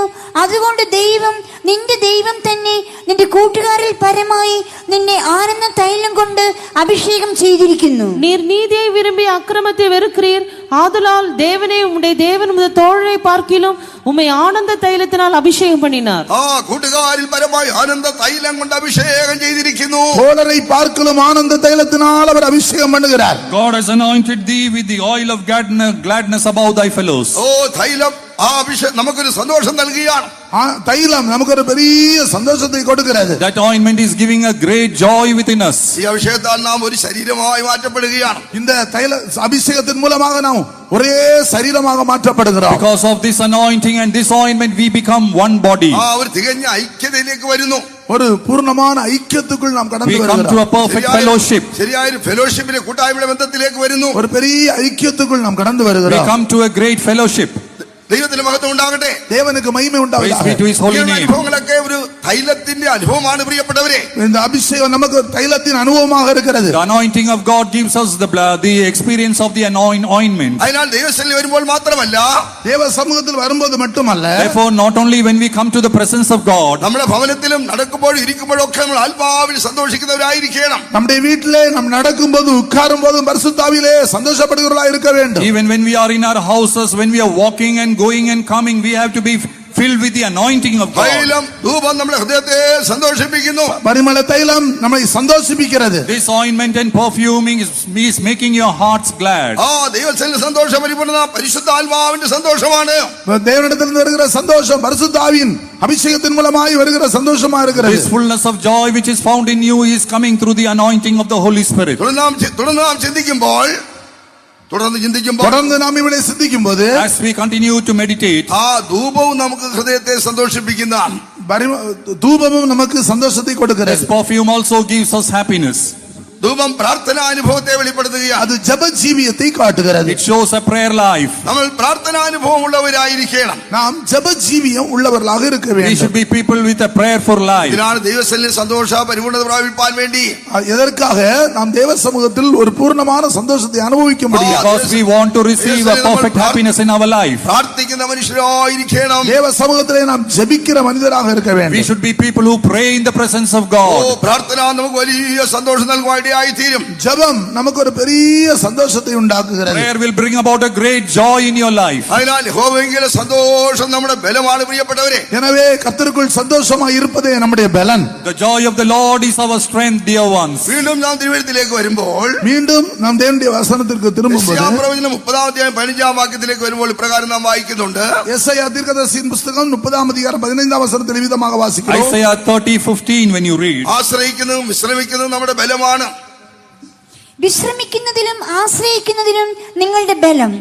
அமெரிக்கையும் நம்பிக்கையுமே உங்கள் பலனாயிருக்கும் என்று இஸ்ரவேலின் பரிசுத்தராய் இருக்கிற கர்த்தராகிய தேவன் சொல்லுகிறார். அமெரிக்கையும் நம்பிக்கையுமே நம்முடைய பலனாயிருக்கும். In quietness and confidence shall be your strength. വിശ്രമിക്കുന്നതിനും ആശ്രയിക്കുന്നതിനും നമ്മുടെ ബലമാണ്. அமெரிக்கையும் நம்பிக்கையும் நம்முடைய பலனாயிருக்கிறது. Quietness and confidence is our strength. അതിനാൽ നാം ദൈവത്തിൽ ആശ്രയം വെച്ച് ജീവിക്കുന്നവരായിരിക്കണം. எனவே தேவனிடத்தில் நாம் நம்பிக்கை உள்ளவர்களாக இருக்க வேண்டும். Therefore we should lay our confidence in the Lord. എല്ലാ വിഷയങ്ങൾക്കും നാം ദൈവത്തിൽ 100% ആശ്രയം വെക്കണം. எல்லா காரியங்களிலும் தேவன் மேலே நம்முடைய நம்பிக்கையை வைக்க For வேண்டும். everything in your life, lay your confidence 100% upon the Lord. യിരെമ്യാ പ്രവചനം 17-ാം അധ്യായത്തിലേക്ക് വരുമ്പോൾ எரேமியா 15-ാം அதிகாரத்துக்கு வரும்போது As we turn to Jeremiah 17 chapter, യഹോവയിൽ ആശ്രയിക്കുക, യഹോവ തന്നെ ആശ്രയമായിരിക്കും ജനം ഭാഗ്യമുള്ളത്. கர்த்தரை தன் நம்பிக்கையாய் கொண்டிருக்கிற மனுஷன் பாக்கியம் உள்ளது. blessed is the people who has the Lord as their strength. യഹോവയിൽ ആശ്രയിക്കുക, യഹോവ തന്നെ ആശ്രയമായിരിക്കണം. தேவன் மாத்திரம்தான் அவருடைய நம்பிக்கையா இருக்க வேண்டும். God alone has to be their strength. ലോകത്തിലേക്ക് നാം നോക്കിയാൽ ദൈവത്തിൽ ആശ്രയിക്കുന്ന മനുഷ്യർ ധാരാളമുണ്ട്. இந்த உலகத்திலே நான் பார்க்கும்போது தேவன் மேலே நம்பிக்கை வைத்திருக்கிற ஜனங்கள் தாராளமாக அதிகமாக இருக்கிறார்கள். When you look into the world, there are a lot of people who are placing their hope in the Lord. എന്നാൽ ദൈവം തന്നെ ആശ്രയമായിരിക്കുന്ന ജനങ്ങൾ എത്രമാത്രം ഉണ്ടെന്ന് നാം ഒന്ന് ചിന്തിക്കേണ്ടതാണ്. ஆனால் கர்த்தரை மாத்திரம் நம்பிக்கையாய் கொண்டிருக்கிறவர்கள் எத்தனை பேர் என்று நாம் சிந்திக்க வேண்டும். But we have to mention and to find out how many people have the Lord as only their hope. നാം ദൈവത്തിൽ മാത്രം ആശ്രയം വെച്ചാണോ ജീവിക്കുന്നത്? நாம் கர்த்தர் மேல் மாத்திரம் நம்பிக்கை வைத்து ஜீவிக்கிறோமா? Are we living a life having our hope and trust only in the Lord? ദൈവത്തിൽ മാത്രം ആശ്രയം വെച്ച് ജീവിക്കണമെങ്കിൽ கர்த்தரை மாத்திரம் நம்பிக்கையாக கொண்டு ஜீவிக்க வேண்டுமானால் we have to place our hope and trust in the Lord and live a life. നാം നമ്മുടെ ജീവനെ വെറുക്കുന്നവരായിരിക്കണം. நம்முடைய ஜீவனை நாம் வெறுக்கக்கூடியவர்களாக இருக்க வேண்டும். First of all, we have to hate our own life. നമ്മുടെ ജീവനെ ശ്രേയിച്ചാൽ നമുക്ക് ഒരിക്കലും ദൈവത്തിൽ മാത്രം ആശ്രയം വെച്ച് ജീവിക്കാൻ കഴിയത്തില്ല. நம்முடைய ஜீவனை நாம் நேசித்தால் கர்த்தரை மாத்திரம் நாம் நம்பிக்கையாக கொண்டு ஜீவிக்க முடியாது. If we are going to love our life, then we cannot place our hope and trust in the ജീവനെ Lord. വെറുക്കുന്നവർക്ക് മാത്രമേ ദൈവത്തിൽ മാത്രം ആശ്രയം വെക്കാൻ കഴിയത്തുള്ളൂ. சொந்த ஜீவனை வெறுக்கிறவர்களுக்கு தான் கர்த்தர் மேல மாத்திரம் நம்பிக்கை வைத்து ஜீவிக்க முடியும். Only those who have their hope in the Lord can trust in the Lord alone. ഭക്തന്മാരുടെ അനുഭവത്തെക്കുറിച്ചൊക്കെ നാം പഠിച്ചു കഴിഞ്ഞാൽ பக்தருடைய ஜீவியத்தை குறித்து நாம் பார்க்கும்போது Once again, when you look at this experience, അവരെല്ലാം ദൈവത്തിൽ മാത്രം ആശ്രയം വെച്ച് ജീവിച്ചവരാണ്. அவர்கள் தேவனிலே மாத்திரம் நம்பிக்கை வைத்து ஜீவித்தார்கள். all the saints of God had their trust only in the Lord. ദൈവത്തിന് മഹത്വം ഉണ്ടാകട്ടെ. கர்த்தருக்கு மகிமை உண்டாவதாக. Praise be to his holy name. അതിനാൽ പ്രതിസന്ധികളുടെ മധ്യത്തിൽ അവർ ധൈര്യത്തോടെ നിൽപ്പാൻ ഇടയായി തീർന്നു. எனவே ஜனங்கள் ஜாதிகள் மத்தியிலே தைரியமாய் அவர் நிற்க முடிந்தது. Therefore, in the midst of adversities, they were firmly able to stand for the Lord. ഒരു പ്രശ്നങ്ങൾക്ക് അവരെ പിടിച്ച് കുലുക്കുവാൻ കഴിഞ്ഞില്ല. ஒரு பிரச்சனையும் அவரை அசைக்க முடியவில்லை. The adversities and the troubles did not shake them. ഏത് പ്രശ്നങ്ങളുടെ മധ്യത്തിലും അവർ ധൈര്യത്തോടെ നിൽപ്പാൻ ഇടയായി തീർന്നു. எவ்வளவு பெரிய பிரச்சனைகளின் மத்தியிலேயும் தைரியமாய் நிற்கக்கூடிய பலன் அவர்களுக்கு இருந்தது. They had the strength to boldly face every adversity and calamity in their life. അവർ ദൈവവചനത്തെ മുറുകെ പിടിപ്പാൻ ഇടയായി തീർന്നു. அவர் தேவனுடைய வசனத்தை உறுதியாய் பிடித்துக் கொண்டார்கள். They held on to the word of God very firmly. ഉപദേശങ്ങൾക്ക് വേണ്ടി അവർ നിലകൊള്ളുവാൻ ഇടയായി തീർന്നു. உபதேசத்திற்காக அவர்கள் தைரியமாய் நின்றார்கள். They stood fast for the doctrines. ദൈവത്തിന് മഹത്വം ഉണ്ടാകട്ടെ. தேவனுக்கு மகிமை உண்டாவதாக. Praise be to his holy name. സംഗീതക്കാരൻ ഇപ്രകാരം പറയുന്നത്, சங்கீதக்காரன் விதமாக சொல்கிறார், The psalmist says, യഹോവയിൽ ആശ്രയിക്കുന്നവർ കുലുങ്ങാതെ എന്നേക്കും നിൽക്കുന്ന സിയോൻ പർവ്വതം പോലെയാകുന്നു. கர்த்தர் மேல் தன் நம்பிக்கை வைத்திருக்கிற மனிதன் என்றென்றைக்கு அசைக்கப்படாத சியோன் பர்வதத்தை போல இருக்கிறான். those who put their trust in the Lord will be like Mount Zion, which will not be shaken. അവർ ദൈവത്തിൽ ആശ്രയം വെച്ച് തങ്ങളുടെ ജീവനെ വെറുത്ത് ജീവിച്ചവരായിരുന്നു. அவர்கள் கர்த்தர் மேல் நம்பிக்கை வைத்து தங்களுடைய ஜீவனை வெறுத்து ஜீவித்தார்கள். They put their trust in the Lord and they hated their own life. Daniel പ്രവചനം 4-ാം അധ്യായത്തിലേക്ക് വരുമ്പോൾ, தானியேல் 4-ാം அதிகாரத்திற்கு வரும்போது, When you come to Daniel 4th chapter, ശദ്രക്ക് മേശക്ക് അബേദ്നെഗോവിനെ നമുക്ക് കാണുവാൻ കഴിയുന്നുണ്ട്. சாத்ராக் மேஷாக் ஆபேத்நேகோவை நாம் பார்க்கிறோம். we look at Shadrach, Meshach and Abednego. അവർ ദൈവത്തിൽ ആശ്രയം വെച്ച് ജീവിപ്പാൻ ഇടയായി തീർന്നു. அவர்கள் தேவன் மேலே தன்னுடைய நம்பிக்கை வைத்து ஜீவித்தார்கள். They put their trust in the Lord and lived their lives. രാജകൽപ്പനയ്ക്കൊന്നും തന്നെ അവരുടെ വിശ്വാസത്തിൽ നിന്ന് വ്യതിചലിപ്പാൻ സാധ്യമായി തീർന്നില്ല. ராஜாவுடைய கட்டளை தேவனை விட்டு விலகுவதற்கு அவர்களுக்கு ஏதுவாய் இருக்கவில்லை. The commandments of the king did not deviate them from following the Lord. അവരുടെ മുന്നിൽ ഇപ്പോൾ തീ കത്തി ജ്വലിച്ചുകൊണ്ടേയിരിക്കുകയാണ്. பயங்கரமான அக்னி சூளை பற்றி எரிகிறது. The fire in the furnace was burning. 7 മടങ്ങ് ഉയരത്തിൽ തീ കത്തിക്കൊണ്ടിരിക്കുകയാണ്. அது 7 மடங்கு அதிகமாக்கப்பட்டு எரிந்து கொண்டிருக்கிறது. It was burning 7 times. 70 അടി ഉയരത്തിൽ തീ കത്തിക്കൊണ്ടിരിക്കുകയാണ്. 70 அடி உயரத்திலே அக்னி பற்றி எரிந்து The கொண்டிருக்கிறது. fire was burning 70 feet high. ഇപ്പോൾ രാജാവ് തിരഞ്ഞെടുപ്പിൽ സ്വാതന്ത്ര്യം കൂടെ കൊടുത്തിരിക്കുകയാണ്. இப்பொழுது ராஜா ஒரு தெரிந்தெடுப்பை அவருடைய கையிலே கொடுக்கிறான். The king has put now a choice before them. ആ വിഗ്രഹത്തെ നമസ്കരിച്ചു കഴിഞ്ഞാൽ അവർക്ക് രക്ഷപ്പെടാം. நீங்கள் இந்த விக்கிரகத்தை நமஸ்கரித்தால் நீங்கள் விடுதலை பெற்றுக் கொள்ளலாம். If you are going to worship the image, you can escape. ആ നമസ്കരിക്കാതിരുന്നാൽ അവർ തീച്ചുളയിലേക്ക് എറിയപ്പെടുവാൻ ഇടയായി തീരും. நீங்கள் நமஸ்கரிக்காவிட்டால் இப்பொழுதே இந்த தீச்சுளைக்கில் நீங்கள் போடப்படுவீர்கள். If you don't worship the image, immediately you will be cast into the furnace. എന്നാൽ അവർക്ക് യാതൊരു ഭയവും ഇല്ലായിരുന്നു. ஆனால் அவர்களுக்கோ கொஞ்சம் கூட பயம் இல்லாமல் இருந்தது. But they had no fear within them. ദൈവത്തിന് മഹത്വം ഉണ്ടാകട്ടെ. தேவனுக்கு மகிமை உண்டாவதாக. അവർ Praise be to his holy name. വിശ്വാസത്താൽ തീയുടെ ബലം കെടുത്തുവാനായിട്ട് ഇടയായി തീർന്നു. அவர்கள் விசுவாசத்தினாலே அந்த தீயினுடைய வல்லமையை அழித்தார்கள். By faith, they were able to put away the furnace. എബ്രായലേഖനം 11-ാം അധ്യായത്തിൽ അപ്രകാരമാണ് എഴുതി വെച്ചിരിക്കുന്നത്. எபிரேயர் 11-ாம் அதிகாரத்தில் நாம் அதை வாசிக்க முடியும். Hebrews 11th chapter, we can read that. അവർ വിശ്വാസത്താൽ തീയുടെ ബലം കെടുത്തി. அவர் விசுவாசத்தினாலே அக்கினியின் உக்கிரத்தை அழித்தார்கள். By faith, they put out the furnace of the fire of the furnace. അവർക്ക് ദൈവത്തിൽ അചഞ്ചലമായ വിശ്വാസം ഉണ്ടായിരുന്നു. அவர்களுக்கு தேவன் மேல் ஒரு பெரிய விசுவாசம் இருந்தது. They had a great faith upon the Lord. അവർക്ക് ദൈവത്തോട് വലിയ സ്നേഹം ഉണ്ടായിരുന്നു. அவர்களுக்கு தேவன் மேல் ஒரு பெரிய அன்பு இருந்தது. They had a great love for their God. അതിനാൽ അവർ ദൈവത്തിൽ ആശ്രയം വെച്ച് ജീവിപ്പാൻ ഇടയായി തീർന്നു. எனவே தேவன் மேலே நம்பிக்கை வைத்தவர்கள் ஜீவித்தார்கள். Therefore, they put their trust in their God and they lived. മറ്റാരും അവർ ആശ്രയിച്ചില്ല. அவர்கள் மற்ற வேறொருவரையும் நம்பவில்லை, விசுவாசிக்கவில்லை. They did not trust anybody else. മറ്റു സഹായം അവർ അന്വേഷിച്ചേ ഇല്ല. வேறொரு உதவியை அவர்கள் தேடவில்லை. They did not seek any other help. അവർ 100% ദൈവത്തിൽ ആശ്രയം വെച്ച് ജീവിച്ചു. 100% அவர்கள் தேவன் மேலே தன்னுடைய நம்பிக்கை வைத்தார்கள். 100% they put their trust in God alone. എന്തുകൊണ്ടെന്നാൽ അവർ അവരുടെ ശരീരത്തെ ഏൽപ്പിച്ചു കൊടുപ്പാൻ ഇടയായി തീർന്നു. எனவே தங்களுடைய சரீரத்தை அவருக்கு ஒப்பு கொடுக்க முடிந்தது. And that is why they were able to offer their physical bodies too. താല്പര്യം 4-ാം അധ്യായത്തിൽ നാം വായിക്കാട്ടെ.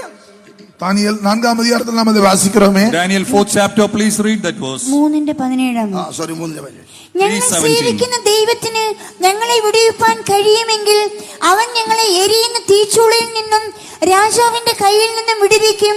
അല്ലെങ്കിലും ഞങ്ങൾ രാജാവിന്റെ ദേവന്മാരെ സേവിക്കുകയില്ല, രാജാവ് നിർത്തിയ സ്വർണ്ണ ബിംബത്തെ நமஸ்கரிக்கையும் இல்லை என்று அறிஞாலும் என் உத்தரம் പറഞ്ഞു. நாங்கள் ஆராதிக்கிற எங்கள் தேவன் எங்களை தப்புவிக்க வல்லவராயிருக்கிறார். அவர் எரிகிற அக்கினி சூளைக்கும் ராஜாவாகிய உம்முடைய கைக்கும் நீங்களாக்கி விடுவிப்பார். விடுவிக்காமற் போனாலும் நாங்கள் உம்முடைய தேவர்களுக்கு ஆராதனை செய்வதும் இல்லை, நீ நிறுத்தின பொற்சிலையை பணிந்து கொள்வதும் இல்லை என்கிறது ராஜாவாகிய உமக்கு தெரிந்திருக்க கடவது என்றார்கள். ദൈവത്തിന്റെ മഹത്വം, தேவனுக்கு மகிமை. Praise be to his holy name. രാജാവ് പറയുന്നുണ്ട്, ராஜாவும் சொல்லுகிறார், The king says, മറുത്ത് അവരുടെ ദേഹത്തെ ഏൽപ്പിച്ചു കൊടുപ്പാൻ ഇടയായി തീർന്നു. அவர்கள் രാജകൽപ്പന മറുത്ത് അവരുടെ ദേഹത്തെ ഏൽപ്പിച്ചു കൊടുപ്പാൻ ராஜ கட்டளையை மறுத்து அவர்கள் தங்களுடைய சரீரத்தை ஒப்பு கொடுத்தார்கள். They defiled the commandment of the king and they offered their bodies into that furnace. വായിച്ചാട്ടെ. 28-ாம் வசனம். அப்பொழுது நேபுகாத்நேச்சார் வசனித்து, சாத்ராக் மேஷாக் ஆபேத்நேகோ என்பவர்களுடைய தேவனுக்கு ஸ்தோத்திரம், அவர்கள் தங்களுடைய தேவனை தவிர வேறொரு தேவனையும் சேவித்து பணியாமல் அவரையே நம்பி ராஜாவின் கட்டளையை தள்ளி தங்கள் சரீரங்களை ஒப்பு கொடுத்ததினால் அவர் தமது தூதனை அனுப்பி தம்முடைய தாசரை விடுவித்தார். തങ്ങൾ ആശ്രയിക്കുകയും സ്വന്തം ദൈവത്തെ അല്ലാതെ വേറൊരു ദൈവത്തെയും സേവിക്കുകയോ നമസ്കരിക്കുകയോ ചെയ്യാതിരിക്കത്തക്കവണ്ണം രാജകൽപ്പന കൂടെ മറുത്ത് തങ്ങളുടെ ദേഹത്തെ ഏൽപ്പിച്ചു കൊടുക്കുകയും ചെയ്ത തങ്ങളുടെ ദേഹത്തെ ഏൽപ്പിച്ചു കൊടുക്കുകയും ചെയ്ത தங்களுடைய சரீரத்தை ஒப்பு கொடுத்ததினால் They yielded their bodies. അവർ തങ്ങളുടെ ജീവനെ വെറുപ്പാടിയായി തീർന്നു. தங்களுடைய ஜீவனை அவர்கள் வெறுத்தார்கள். They hated their own life. ചില പറയാറുണ്ടല്ലോ, എന്ത് വേണേ ചെയ്തു, പക്ഷെ എന്റെ ശരീരത്തെ തൊട്ടു പോകരുത്. வேற என்ன வேணாலும் செய்து கொள்ளுங்கள், சரீரத்தை தொடக்கூடாது. എന്ന് വേണേ പറഞ്ഞു, പക്ഷെ ശരീരത്തെ തൊടാൻ പാടില്ല. என்ன வேணாலும் பேசிக்கொள்ளலாம், சரீரத்தை தொடக்கூடாது. You can do whatever you want, but don't touch my physical body. സാത്താനും അത് വളരെ നന്നായിട്ട് അറിയാം. பிசாசுக்கு அது நன்றாக தெரியும். Even the Satan knows that very well. നമ്മുടെ ശരീരത്തെ തൊട്ടാൽ നമ്മുടെ വിധം മാറും സാത്താൻ നന്നായിട്ട് അറിയാം. நம்முடைய சரீரத்தை தொட்டால் நம்முடைய சுபாவங்கள் மாறும் என்று பிசாசுக்கு தெரியும். Satan knows that when he touches our physical bodies, our characters will change. അതുകൊണ്ടാണ് ശരീരത്തെ തൊടുന്നത്. எனவே தான் சரீரத்தை தொடுகிறான். That is why Satan touches your physical body. യോബിന്റെ പുസ്തകം 2-ാം അധ്യായത്തിൽ നാം വായിക്കുന്നുണ്ട്. யோபு 2-ാം அதிகாரத்தில் வாசிக்கும்போது The book of Job 2nd chapter you read. തൊക്കിന് പകരം തൊക്ക്, മനുഷ്യൻ തന്റെ ജീവന് വേണ്ടി ശരീരത്തിന് വേണ്ടി എന്ത് വേണേലും വെച്ചു കൊടുക്കും. மனுஷனுடைய சரீரத்துக்காக மனிதன் என்ன வேணாலும் செய்வான். Skin for skin, man can give anything for their physical bodies. സാത്താൻ യഹോവയോട് തൊക്കിന് പകരം തൊക്ക്, മനുഷ്യൻ തനിക്കുള്ളതൊക്കെയും തന്റെ ജീവന് പകരം കൊടുത്തു കളയും. തന്റെ ജീവന് പകരം തനിക്കുള്ളതൊക്കെ മനുഷ്യൻ കൊടുക്കും. தன் ஜீவனுக்கு பதிலாக தனக்குண்டான எல்லாவற்றையும் கொடுப்பான். For the sake of his life, he can give anything in return. മനുഷ്യൻ ജീവൻ നിലനിർത്താൻ വേണ്ടി എവിടെയെല്ലാം ഏതെല്ലാം ഹോസ്പിറ്റലിലേക്കാണ് ഓടുന്നത്. மனிதன் தன்னுடைய ஜீவனை பிடித்து நிறுத்தும்படியாக எப்படிப்பட்ட ஹாஸ்பிடல் எல்லாம் ஓடி போகிறான். Man is going to so many hospitals to preserve his life. തങ്ങളുടെ ഭവനം വിറ്റ് വേണമെങ്കിൽ പോലും ട്രീറ്റ്മെന്റ് ചെയ്ത് കളയും. தங்களுடைய வீடை விற்று தன்னுடைய ட்ரீட்மெண்ட்டுக்காக செலவு They செய்கிறான். will sell their home and property to save their life. ജീവന് വേണ്ടി ശരീരത്തിന് വേണ്ടി എന്ത് വേണേലും മനുഷ്യൻ കൊടുക്കും. தன் ஜீவனுக்காக அவன் எது வேண்டுமானாலும் செய்கிறான். For their life, man can give anything in exchange. അത്രമാത്രം മനുഷ്യൻ ജീവനെ സ്നേഹിക്കുന്നു.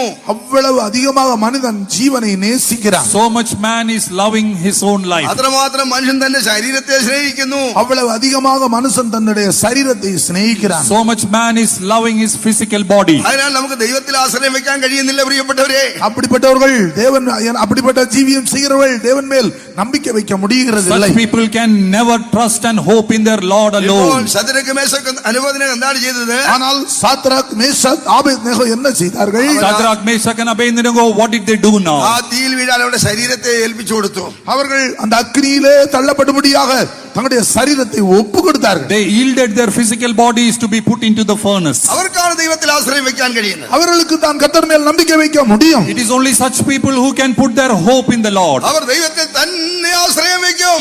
அவர்கள் தேவனை மாத்திர நம்பிக்கையாய் கொண்டவர்கள். They will put their trust and hope only in the Lord. Hallelujah. Hallelujah. ഈ കൺവെൻഷൻ അങ്ങനെ ഒരു അനുഭവത്തിലേക്ക് വരാൻ നമുക്ക് നമ്മെ പ്രതിഷ്ഠിക്കാൻ പ്രിയപ്പെട്ടവരെ. அருமையானவர்களே, இந்த கன்வென்ஷன் மூலமாக அப்படிப்பட்ட ஒரு சூழ்நிலைக்கு வரும்படியாக நம்மை பிரதிஷ்டை செய்வோமாக. Oh dear ones, let us consecrate and come to that decision during these days of the convention. നമ്മുടെ ശരീരത്തെ നാം സ്നേഹിക്കുന്നവരായി തീരരുത്. நம்முடைய சரீரத்தை நேசித்து சேவிக்கிறவர்களாய் இருக்க கூடாது. We should not be a group of people loving our own physical bodies. എന്താണ് ദൈവത്തിന്റെ വചനം പറയുന്നത്? தேவனுடைய வசனம் என்ன சொல்கிறது? What does the word of the Lord say? ജീവനെ സ്നേഹിക്കുന്നവൻ അതിനെ കളയുമെന്നാണ്. ஜீவனை நேசிக்கிறவர்களாய் இழந்து போவார்கள். Those who love their life will ultimately lose it. തന്റെ ജീവനെ കളയുന്നവനോ தன் ஜீவனை வெறுக்கிறவனோ Whoever hates his life, നിത്യജീവനായി സൂക്ഷിക്കും. அதை நித்திய ஜீவனாக காத்துக்கொள்வான். they will preserve it for eternity. അതിനാൽ ഭക്തന്മാരെല്ലാം തങ്ങളുടെ ദേഹത്തെ വെറുത്ത് ഏൽപ്പിച്ചു കൊടുത്ത് ജീവിച്ചവരാണ്. எனவே தான் பக்தர்கள் எல்லாம் தங்களுடைய சரீரத்தை முற்றிலுமாய் வெறுத்து ஒப்பு கொடுத்து ஜீவித்தார்கள். That is why the saints of God, we see they hated their own life. അതുകൊണ്ടാണ് അവർ ദൈവത്തിൽ ആശ്രയം വെച്ച് ജീവിച്ചത്. எனவே தான் அவர்கள் கர்த்தர் மேல் தங்களுடைய நம்பிக்கை வைத்து ஜீவிக்க முடிந்தது. That is why they placed their trust and hope in the Lord alone. പ്രിയ ദൈവമക്കളെ, നമുക്ക് ദൈവത്തിൽ മാത്രം ആശ്രയം വെച്ച് ജീവിക്കാം. பிரியமான தேவனுடைய பிள்ளைகளே, நாம் நம்முடைய கர்த்தர் மேல் மாத்திரம் நம்பிக்கை வைத்து ஜீவிப்போமாக. Oh, the children of God, let us put our hope in the Lord. ഈ കൺവെൻഷൻ നമുക്ക് അങ്ങനെ വലിയ തീരുമാനമെടുക്കാം. இந்த கன்வென்ஷன்ல நாம் அப்படிப்பட்ட ஒரு நல்ல தீர்மானத்தை எடுத்துக்கொள்வோமாக. During these days of the convention, let us come to a good decision. ഓ, ആശ്രയിക്കുന്നതിൽ വിശ്രമിക്കുന്നത് നമ്മുടെ ബലമാണ് പ്രിയപ്പെട്ടവരെ. அமெரிக்க நம்பிக்கை நம்முடைய பலனாய் இருக்கிறது. In quietness and confidence shall be thy നാം strength. ആശ്രയിക്കുന്നവർ നാം ബലവാന്മാരായി മാറ്റപ്പെടും. நாம் நம்பிக்கை வைக்கும்போது நாம் பலவான்களாய் மாற்றப்படுகிறோம். When we have our confidence in the Lord, we will become strengthened people. ദൈവത്തിന് മഹത്വം ഉണ്ടാകട്ടെ. தேவனுக்கு மகிமை உண்டாவதாக. Praise be to his holy name. അതിനാൽ നമുക്ക് ബലം പ്രാപിക്കുന്നവരായി തീരാം. எனவே நாம் பலன் பெற்றுக் கொள்வர்களாய் மாற்றப்படுவோமாக. Therefore, let us receive strength from the Lord. സിയോനേ, ഉണരുക ഉണരുക. எழும்பு எழும்பு சீயோனே. Oh Zion, wake up, wake up. യെരൂശലേമേ, ഉണരുക ഉണരുക. எருசலேமே வீற்றிரு வீற்றிரு. Oh Jerusalem, wake up. നിന്റെ ബലം ധരിച്ചുകൊള്ളുക. உன்னுடைய பலனை தரித்துக் கொள்வாயாக. Put on your strength. നമ്മുടെ ബലം ധരിക്കേണ്ട സമയമാണിത് പ്രിയപ്പെട്ടവരെ. அருமையானவர்களே, நம்முடைய பலனை நாம் தரித்துக் கொள்ள வேண்டிய நேரமா இருக்கிறது. Time has come when we have to put on our strength. അതിനാൽ നമുക്ക് ദൈവത്തിൽ ആശ്രയം വെച്ച് ജീവിക്കാം. எனவே நம்முடைய தேவன் மேல் நம்பிக்கை வைத்து நாம் ஜீவிப்போமாக. Therefore, let us put our hope in the Lord and live. ഹോശേഅപുസ്തകത്തിലേക്ക് വരുമ്പോൾ ഇപ്രകാരം വായിക്കുന്നുണ്ട്. ஓசியா தீர்க்கதரிசன புத்தகத்தில் நாம் விதமாக வாசிக்கிறோம். എഫ്രൈമിനെ കുറിച്ച് ഇപ്രകാരം പരിശുദ്ധാത്മാവ് രേഖപ്പെടുത്തി വെച്ചിരിക്കുകയാണ്. എഫ്രൈമിനെ കുറിച്ച് எப்ராயிமை குறித்து ஆண்டவர் விதமாக சொல்கிறார். In the book of Hosea, we read that regarding Ephraim, it is mentioned this way. Ephraim മറിച്ചിടാത്ത dosa, எபிரேம் திருப்பி போடாத அப்பம். അവൻ ജാതികളോട് ഇടകലർന്നു. அவன் ஜாதிகளோடு He did கலந்திருக்கிறான். not mingle with the people. അതിനാൽ ജാതികൾ അവന്റെ ബലം തിന്നുകളയുന്നു. எனவே ஜாதிகள் அவனுடைய பலனை புசிக்கிறார்கள். Therefore, the Gentiles will not take away his strength. എങ്ങനെയാണ് അവന്റെ ബലം നഷ്ടപ്പെടുവാനിടയായി തീർന്നത്? அவனுடைய பலன் எப்படி நஷ்டப்பட்டது?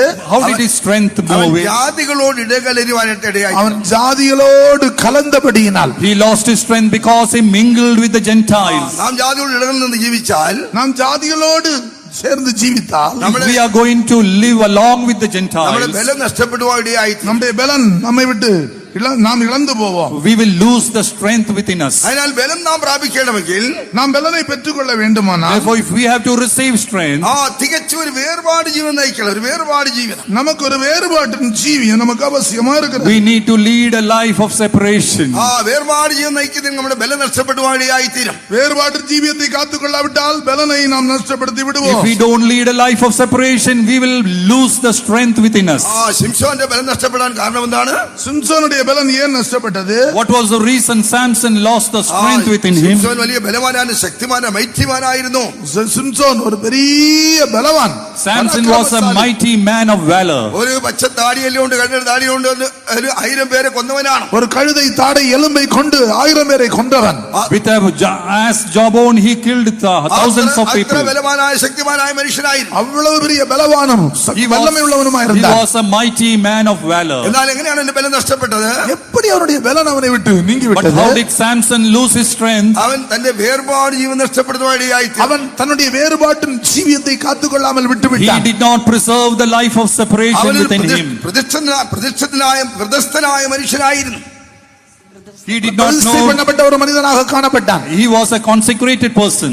നാസീർ വ്രതം അനുഷ്ഠിക്കുന്ന മനുഷ്യനായിരുന്നു. நசரே விரதம் காக்கிற மனுஷனாக இருந்தான். He was a man with a Nazarite oath. അങ്ങനെയുള്ള വ്യക്തികൾ തികച്ചും വേർപെട്ട് ജീവിക്കണം. நசரே விரதம் காக்கிற அவன் வேறுபட்டு தான் ஜீவிக்க வேண்டும். People with a Nazarite oath, they need to preserve their life and lead a life of separation. നമ്മളെല്ലാം നാസീർ വ്രതം അനുഷ്ഠിക്കുന്നവരാണ് പ്രിയപ്പെട്ടവരെ. பிரியமானவர்களே, நாம் எல்லாரும் ஒரு நசரே விரதம் எடுத்த ஜனங்கள். Dear children of God, we are all a group of people with a Nazarite oath. തിരഞ്ഞെടുക്കപ്പെട്ടവരാണ് ഞാനും നിങ്ങളും ഒക്കെ. நானும் நீங்களும் தெரிந்தெடுக்கப்பட்ட கூட்டத்திலே காணப்படுகிறோம். You and me, we are all chosen people. ദൈവത്തിനായിട്ട് വേർതിരിക്കപ്പെട്ടവരാണ് നാം. தேவனுக்காக நாம் வேர்பிரிக்கப்பட்டவர்கள் தான் நாம். A group of people separated for our God. അതിനാൽ എപ്പോഴും വേർപാട് ജീവൻ നയിക്കുന്നവരായിരിക്കണം. எனவே நாம் எப்பொழுதும் நம்முடைய வாழ்க்கையிலே வேறுபாட்டின் ஜீவியத்தை காத்துக்கொள்ள வேண்டும். Therefore, preserving the life of separation that you possess. Ephraim വേർപാട് ജീവൻ നഷ്ടപ്പെടുത്തി കളയുവാനിടയായി തീർന്നു. எப்ராயிம் தன்னுடைய வேறுபாட்டின் ஜீவியத்தை காத்துக்கொள்ளாமல் நஷ்டப்படுத்தி விட்டான். Ephraim lost the life of separation. അതിനാൽ അവൻ മറിച്ചിടാത്ത ദോശയായി കാണപ്പെടുന്നു. எனவே அவன் திருப்பி போடாத அப்பமாய் மாறிவிட்டான். Therefore, he was like the bread which was not turned upside down. തമിഴിൽ പറയുന്ന തിരുപ്പി പോടാത്ത അപ്പം എന്നാണ്, മലയാളത്തിൽ മറിച്ചിടാത്ത ദോശ എന്നാണ്.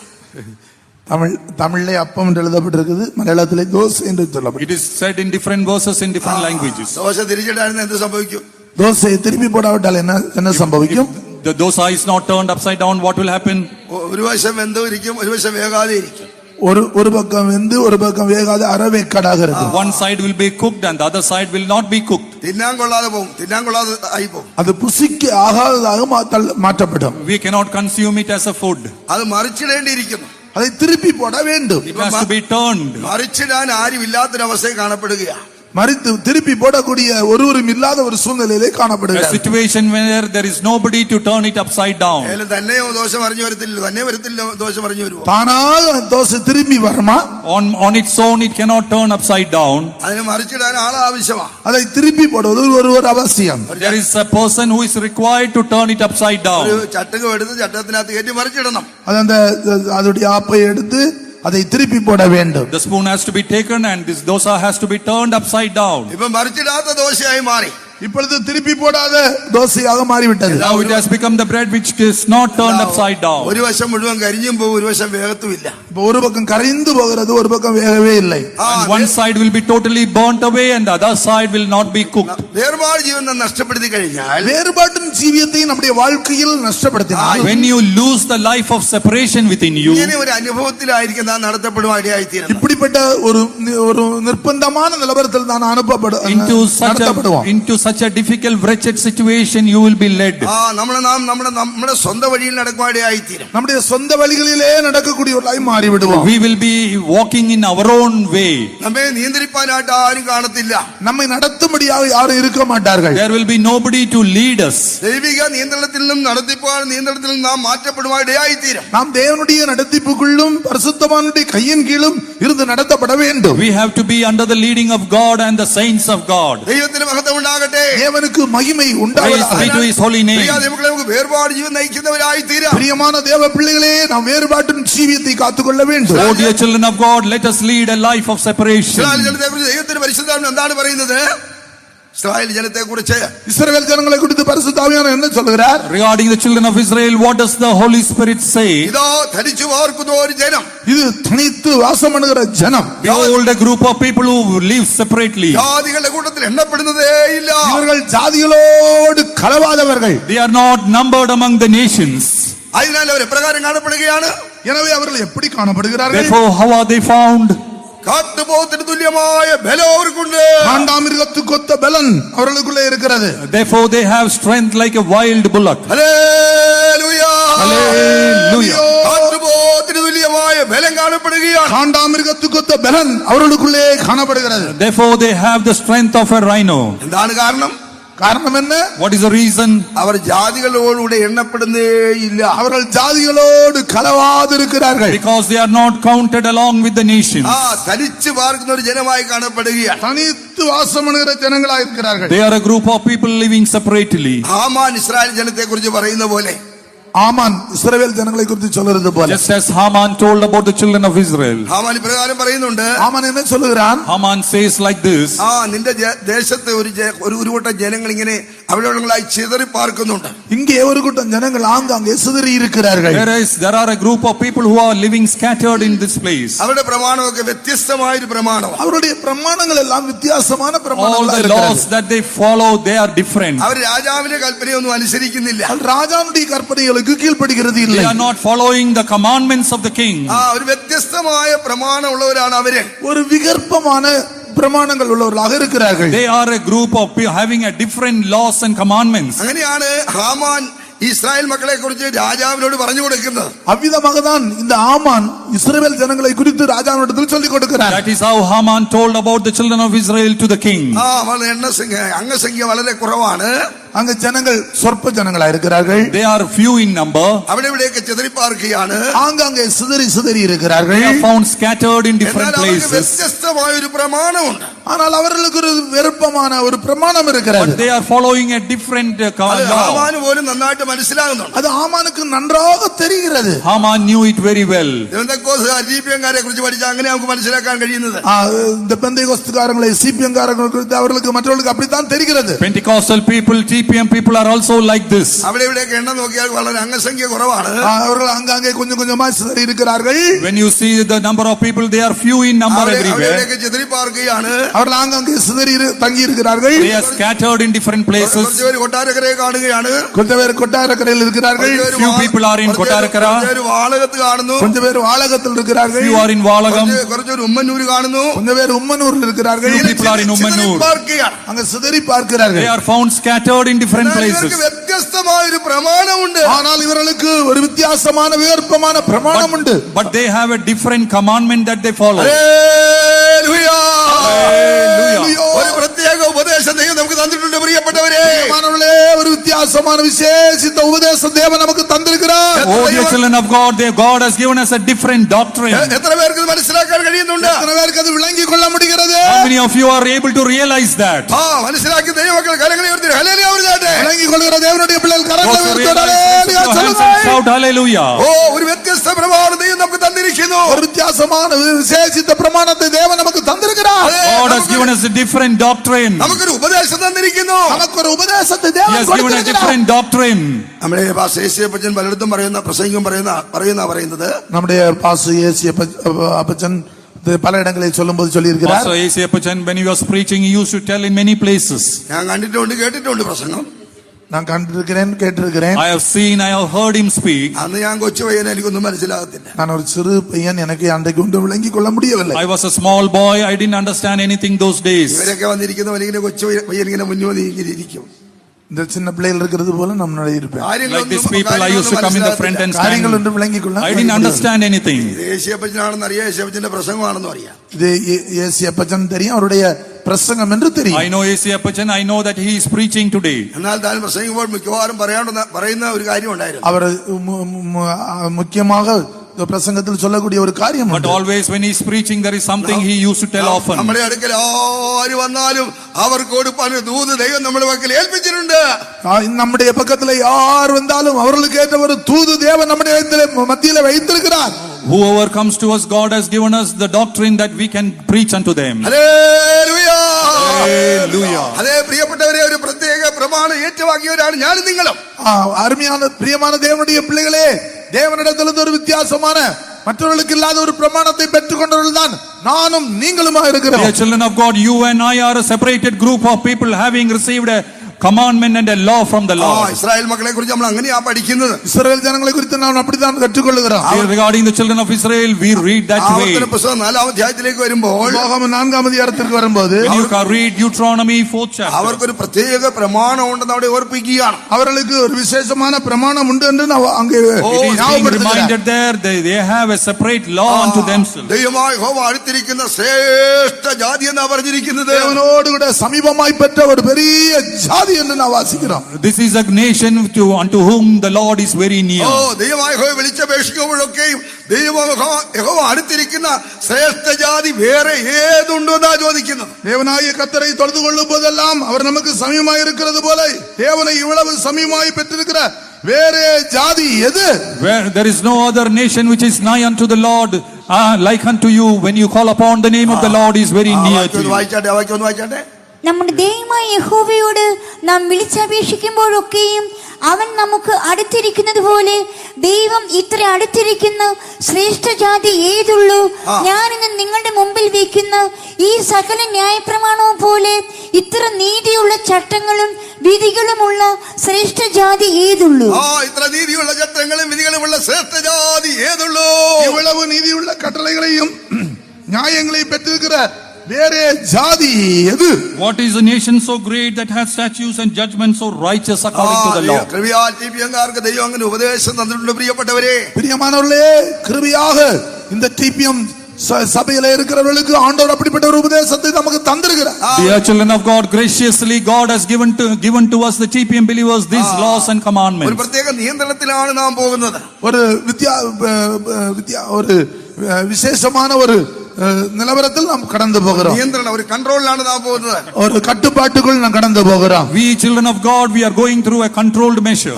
ദൈവത്തിന് മഹത്വം ഉണ്ടാകട്ടെ. தேவனுக்கு மகிமை உண்டாவதாக. Praise be to his holy name. അതുകൊണ്ട് ചിലർക്കൊക്കെ ടിപിഎം എന്ന് പറഞ്ഞാൽ ഭയങ്കര പേടിയാ. எனவே பலருக்கு இந்த டிபிஎம் சொல்லும்போது ஒரு பயம் உண்டாகிறது. That's why many people when they hear about TPM there is a great fear in them. അവരുടെ ഉപദേശം അല്പം കട്ടിയാന്ന് എല്ലാരും പറയും. அவருடைய உபதேசம் ரொம்ப கடினமாக இருக்கிறது. Their doctrines are very tough. ദൈവത്തിന് സ്തോത്രം.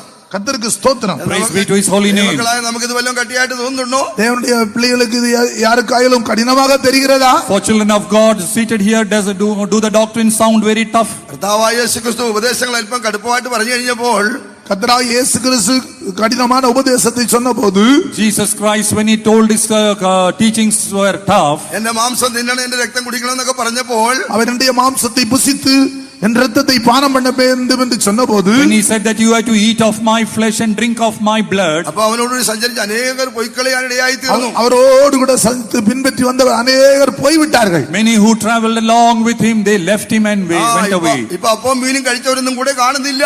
இப்பொழுது அப்பவும் மீனும் சாப்பிட்டவர்களை காணவில்லை. All those who had fish and bread with him now are not found anymore. അപ്പോഴാണ് യേശു പറഞ്ഞത്, அப்போது இயேசு சொன்னார், When Jesus looked at them and said, അവരെല്ലാം പോയല്ലോ, നിങ്ങൾക്ക് വേണേ പോകാന്ന് പറഞ്ഞു. அவர் எல்லாரும் போய்விட்டார்கள் அல்லவா, நீங்களும் வேண்டுமென்றால் போய்விடுங்கள். all of them have gone away, now you if you wish you can go. എന്ന് പറഞ്ഞ യേശു അവരെ ആരും അവിടെ കെട്ടിവെച്ചില്ലായിരുന്നു. அங்கே யாரும் இயேசு கட்டி வைக்கவில்லை. The meaning is that Jesus did not bind anyone there. ഞങ്ങൾ നിങ്ങളെ ആരും അവിടെ കെട്ടിയൊന്നും വെച്ചിട്ടില്ല. நாங்கள் இங்கே உங்களை யாரையும் கட்டி வைக்கவில்லை. Even we have not bound any one of you here. ദൈവത്തിന് മഹത്വം ഉണ്ടാകട്ടെ. தேவனுக்கு மகிமை உண்டாகட்டும். Glory be to God. എന്നാൽ അവർ ഉപദേശത്താൽ ബന്ധിക്കപ്പെട്ടിരിക്കുകയാണ്. ஆனால் உபதேசத்தின் மூலமாக நாம் கட்டப்பட்டிருக்கிறோம். But by the doctrines we are all bound together. ദൈവ സ്നേഹത്താൽ നാം ബന്ധിക്കപ്പെട്ടിരിക്കുകയാണ്. தேவனுடைய அன்பினால நாம் கட்டப்பட்டிருக்கிறோம். We are bound together by the love of God. Hallelujah. Hallelujah. പ്രിയ ദൈവമക്കളെ, ഇപ്പോൾ പത്രോസ് എന്താ പറയുന്നത്? எனவே பரிசுத்த பேதுரு என்ன Now சொல்கிறார்? Peter, what does he say? നിത്യാജീവന്റെ മൊഴികൾ നിന്റെ പക്കലുണ്ടോ, ഞങ്ങൾ എവിടെ പോകുന്നാ ചോദിക്കുന്നത്. நித்திய ஜீவ வழிகள் உம்மிடத்தில் இருக்கிறது, உம்மை விட்டு எங்கே போவோம்? The ways of eternal life is found with you, where will we go? ഈ ഉപദേശത്തെ കുറിച്ച് വെളിപ്പാട് പ്രാപിച്ച ഒരു സ്ഥലത്തും പോകത്തില്ല പ്രിയപ്പെട്ടവരെ. இந்த உபதேசத்தை குறித்துள்ள ஒரு பரம வெளிப்படுத்தல் கிடைத்தவர்கள் எங்கேயும் போக மாட்டார்கள். Those who have received a revelation of this truth will not go anywhere O else. அடிச்சோடிச்சால் போகத்திല്ല. அடித்து விரட்டினால் அவர்கள் போவதில்லை. Even if you beat them and chase away, they will not go away. ദൈവത്തിന് സ്തോത്രം. கர்த்தருக்கு ஸ்தோத்திரம். Praise be to his holy name. ரூத்திന്റെ തീരുമാനമായിരിക്കും അവർക്കുണ്ടായിരിക്കുന്നത്. ரூத்தினுடைய தீர்மானம் தான் அவர்களுக்கு காணப்படுகிறது. The decision of Ruth is found with them. എന്താണ് രൂത്തിന്റെ തീരുമാനം? ரூத்துடைய தீர்மானம் என்ன? What is the decision of Ruth? നിന്റെ ജനം എന്റെ ജനം. உம்முடைய ஜனம் என்னுடைய ஜனம். Your people are my people. നവോമിയുടെ ജനം രൂത്തിന്റെ ജനമായി മാറി. நகோமியுடைய ஜனம் ரூத்துடைய ஜனமாக The மாறிவிட்டது. people of Naomi became the people of നിന്റെ Ruth. ജനം എന്റെ ജനം. உம்முடைய ஜனம் என்னுடைய ஜனம். Your people are my people. നിന്റെ ദൈവം എന്റെ ദൈവം. உம்முடைய தெய்வம் என்னுடைய தெய்வம். Your God is my God. നീ പോകുന്നിടത്ത് ഞാനും വരും. நீர் போகும் இடத்திற்கு நானும் வருவேன். Wherever you go, I will follow you. അടക്കുന്നിടത്ത് ഞാനും മരിച്ച് അടക്കപ്പെടും. நீர் மரித்து அடக்கம் பண்ணப்படுகிற இடத்துல நானும் மரித்து அடக்கம் Where பண்ணப்படுவேன். you will die and be buried, there too I will be buried. നമ്മെ തമ്മിൽ വേർപിരിപ്പാൻ കഴിയത്തില്ല. மரணத்தை தவிர வேறொன்று நம்மளை பிரிக்கவே முடியாது. Except for death, there is nothing that can separate us. അത്ര ഒരു വലിയ ബന്ധമാണ് പ്രിയപ്പെട്ടവരെ ഈ ഉപദേശത്തിൽ ഈ കൂട്ടായ്മയിൽ നമുക്ക് ലഭിച്ചിരിക്കുന്നത്. அருமையான தேவனுடைய பிள்ளைகளே, அப்படிப்பட்ட ஒரு பெரிய ஐக்கியம் தான் இந்த உபதேசத்தின் மூலமாக தேவன் நமக்கு தந்திருக்கிறார். Oh dear children of God, what a great fellowship God has given us through this fellowship and the laws and the doctrines which He has അതിനാൽ given നമുക്ക് us. വേർപാട് ജീവൻ നയിക്കുന്നവരായി തീരാം. எனவே நாம் ஒவ்வொரு வேறுபாட்டு ஜீவியத்தை காத்துக்கொள்வோமாக. Therefore let us preserve the life of separation within us. ദൈവത്തിന് മഹത്വം ഉണ്ടാകട്ടെ. தேவனுக்கு மகிமை உண்டாவதாக. Praise be to His holy name. 2 കൊരിന്ത്യർ 6-ാം അധ്യായത്തിലേക്ക് വരുമ്പോൾ 2 கொரிந்தியர் 6-ാം அதிகாரத்திற்கு நாம் வேத புத்தகத்தை திருப்பும்போது 2 Corinthians 6th chapter. വേർപെട്ട് ജീവിക്കേണ്ട 7 വിഷയങ്ങൾ പറയുന്നുണ്ട്. வேறுபட்டு ஜீவிக்க வேண்டிய 7 காரியங்களை அங்கே சொல்லப்பட்டிருக்கிறது. There are 7 things that you have to be separated. അവിശ്വാസിയുമായിട്ട് ഇണയില്ലാപ്പണ കൂടരുത്. அவிசுவாசியுடன் விசுவாசிகள் பிணைக்கப்படக்கூடாது. A believer should not join together with an unbeliever. വെളിച്ചത്തിന് ഇരുളോട് യാതൊരു കൂട്ടായ്മയില്ല. ஒளிக்கும் இருளுக்கும் ஐக்கியம் கிடையாது. No contact between light and darkness. ദൈവാലയങ്ങൾക്ക് വിഗ്രഹത്തോട് ഒരു യോഗ്യതയില്ല. தேவாலயத்துக்கும் விக்கிரகத்துக்கும் சம்பந்தம் இல்லை. No connection between Belial and infidel. 7 വിഷയങ്ങൾ അവിടെ നമുക്ക് കാണുവാൻ കഴിയും. 7 காரியங்களை இங்கே பார்க்கிறோம். 7 different things we read here. 7 വിഷയങ്ങളിൽ നമ്മൾ വേർപാട് ചെയ്ത് അന്വേഷിച്ചാൽ 7 காரியங்களை விட்டு நான் வேர்பிரிந்து ஜீவித்தால் In all these 7 points, if we have a life of നമുക്ക് separation, ലഭിക്കുന്ന 7 വാഗ്ദത്തങ്ങളോടെ കാണുവാൻ കഴിയുന്നുണ്ട്. அங்கே அவர்களுக்கு தேவன் கொடுக்கிற 7 வாக்குத்தத்தங்களை பார்க்கிறோம். there are 7 promises unto these people which God is promising. ദൈവത്തിന് മഹത്വം ഉണ്ടാകട്ടെ. தேவனுக்கு மகிமை உண்டாவதாக. Praise be to His holy name. ഞാൻ നിങ്ങളെ കൈക്കൊണ്ട് நான் உங்களை கைக்கொண்டு I will receive you. ഞാൻ നിങ്ങൾക്ക് പിതാവും நான் உங்களுக்கு பிதாவும் I will be a father unto you. നിങ്ങൾ എനിക്ക് പുത്രന്മാരും പുത്രിമാരുമായിരിക്കും. நீங்கள் எனக்கு குமாரரும் குமாரத்திகளுமாய் இருப்பீர்கள். You shall be my sons and daughters. അവരുടെ ഇടയിൽ നിന്ന് പുറപ്പെട്ട് വേർപെട്ടിരിപ്പീൻ. அவர்களை விட்டு வேர்பிரிந்து ஜீவியுங்கள். Come out from them and be separate. അശുദ്ധമായതൊന്നും തുടരുത്. அசுத்தமானது ஒன்று தொட வேண்டாம். Do not touch anything that is unclean. വ്യക്തമായൊരു വേർപാട് ജീവൻ നമുക്ക് തന്നിരിക്കുകയാണ് പ്രിയപ്പെട്ടവരെ. பிரியமானவர்களே, நமக்கு ஒரு வேறுபாட்டு ஜீவியத்தை தந்திருக்கிறார். A very clear life of separation God is mentioning here. ജീവിക്കുമ്പോൾ നാം ബലവാന്മാരായി തീരും. நாம் வேறுபட்டு ஜீவிக்கும் போது ஒரு பெரிய பலசாலிகளாய் ஜீவிப்போம். As we follow these doctrines, we become people with strength. ഉണരുക ഉണരുക. எழும்பு எழும்பு சியோனே. Oh Zion, awake, awake. യെരൂശലേമേ ഉണരുക ഉണരുക. எருசலேமே வீற்றிரு வீற்றிரு. Oh Jerusalem, awake. നിന്റെ ബലം ധരിച്ചുകൊള്ളുക. உன்னுடைய பலனை தரித்துக்கொள். Put on thy strength. അതിനാൽ നമുക്ക് വേർപാട് ജീവൻ നയിക്കുന്നവരായി തീരാം. எனவே வேறுபாட்டின் ஜீவியத்தை நாம் காத்துக்கொள்வோமாக. Therefore let us preserve the life of separation within us. യോനാഥാന് നല്ലൊരു വെളിപ്പാടുണ്ടായിരുന്നു. யோனாவுக்கு வெளிப்படுத்தல் இருந்தது. யோனத்தானுக்கு வெளிப்படுத்தல் இருந்தது. Jonathan had this revelation within him. ഒരിക്കൽ ദാവീദിനോട് ഇപ്രകാരം യോനാഥാൻ പറയുകയുണ്ടായി. யோனத்தான் தாவீதிடத்தில் விதமாக சொல்லுகிறார். Jonathan told David this way. നീ ഇസ്രായേലിന്റെ രാജാവാകും. நீ இஸ்ரவேலில் ராஜாவாய் மாறுவாய். One day you will become the king of Israel. എന്നാൽ അന്ന് ഞാൻ നിന്നോട് രണ്ടാമനായിരിക്കും. அன்றைக்கு நான் உன்னோடு கூட இரண்டாவது ஆளாக இருப்பேன். On that day I will be the second in charge before you. എത്ര ആഴമായ വെളിപ്പാടാണ് യോനാഥാനുണ്ടായിരുന്നത്. எவ்வளவு அருமையான வெளிப்படுத்தல் அந்த யோனத்தானுக்கு இருந்தது. This revelation of Jonathan. ഇസ്രായേലിന്റെ രാജാവാകും. നീ ഇസ്രായേലിലെ രാജാവായി One മാറുവാൻ. day you will become the king of Israel. അന്ന് ഞാൻ നിന്നോട് രണ്ടാമനായിരിക്കും. அன்றைக்கு நான் உன்னோடு கூட இரண்டாவது ஆளாக இருப்பேன். And on that day I will be the second in ഈ authority. വെളിപ്പാടും പ്രാപിച്ചിട്ട് യോനാഥൻ എങ്ങോട്ടാ പോയത്? இந்த யோனத்தான் இப்படிப்பட்ட அருமையான வெளிப்படுத்தலை பெற்றுவிட்டு எங்கே போனான்? Jonathan received this revelation, but ultimately where did he go?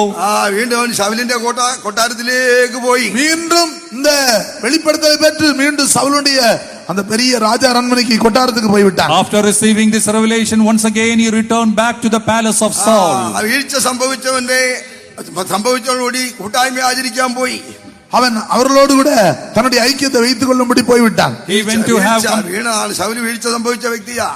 Saul விழுந்து போன மனிதன், പിന്മാറ്റക്കാരനായ മനുഷ്യനാ. பின்மாற்றக்காரனான மனிதன். He went to have communion with Saul who had fallen in his life. അവനോടുകൂടി കൂട്ടായ്മ ആചരിക്കാൻ കൊട്ടാരത്തിലേക്ക് പോയി. இப்பொழுது விழுந்து போன மனிதன் பின்மாற்றக்காரனாகிய மனிதனோடு கூட அந்த தன்னுடைய ஐக்கியத்தை வைத்துக் கொள்ளும்படியாக அரண்மனைக்கு போய்விட்டான். He went to have communion with Saul who had fallen to his palace. ദാവീദിനോട് ചേർന്ന് കഷ്ടം അനുഭവിപ്പാൻ മനസ്സില്ലായിരുന്നു. தாவீதோடு கூட சேர்ந்து கஷ்டத்தை பாடுகளை அனுபவிக்க அவனுக்கு விருப்பமில்லை. He did not have the mind to suffer together with David. വെളിപ്പാടുണ്ടായിരുന്നു ദാവീദ് രാജാവാകുമെന്ന്. நல்ல அருமையான வெளிப்படுத்தல் இருந்தது. He had a revelation that one day David is going to become the king. എന്നാൽ വേർപെട്ട് വരേണ്ട കാര്യം അവൻ വേർപെട്ട് വന്നില്ല. ஆனால் வேறுபட வேண்டிய இடத்திலே வேறுபட்டு தன்னை காத்துக்கொள்ள முடியவில்லை. But he was not able to separate himself from the things of them. ദൈവത്തിന് മഹത്വം ഉണ്ടാകട്ടെ. தேவனுக்கு மகிமை உண்டாவதாக. Glory be to his name. എന്താണ് സംഭവിച്ചത്? எனவே என்ன சம்பவித்தது? Finally what happened? യുദ്ധത്തിൽ പട്ടുപോകുവാനിടയായി തീർന്നു. சவுல் யுத்தத்திலே பட்டு விழுந்து விட்டான்.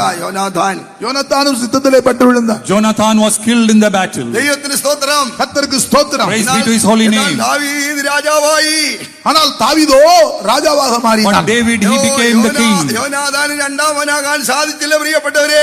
பிரியமானவர்களே, யோனத்தானுக்கு இரண்டாவது இடத்தை பெற்றுக்கொள்ள முடியவில்லை. Jonathan was not able to come second in authority. നമ്മുടെ ദാവീദായ യേശു രാജാവാകാൻ പോകുകയാണ്. நம்முடைய இயேசு ராஜாவாய் வரப்போகிறார். Our king Jesus is going to become the king. Hallelujah. Hallelujah. അന്ന് നമ്മൾ അവരോട് രണ്ടാമനായിരിക്കും. நாம் அன்றைக்கு அவரோடு இரண்டாவது இருக்க வேண்டும். On that day we will be second in authority with Jesus. എന്താണ് യേശയ്യാപ്രവാചകൻ പറയുന്നത്?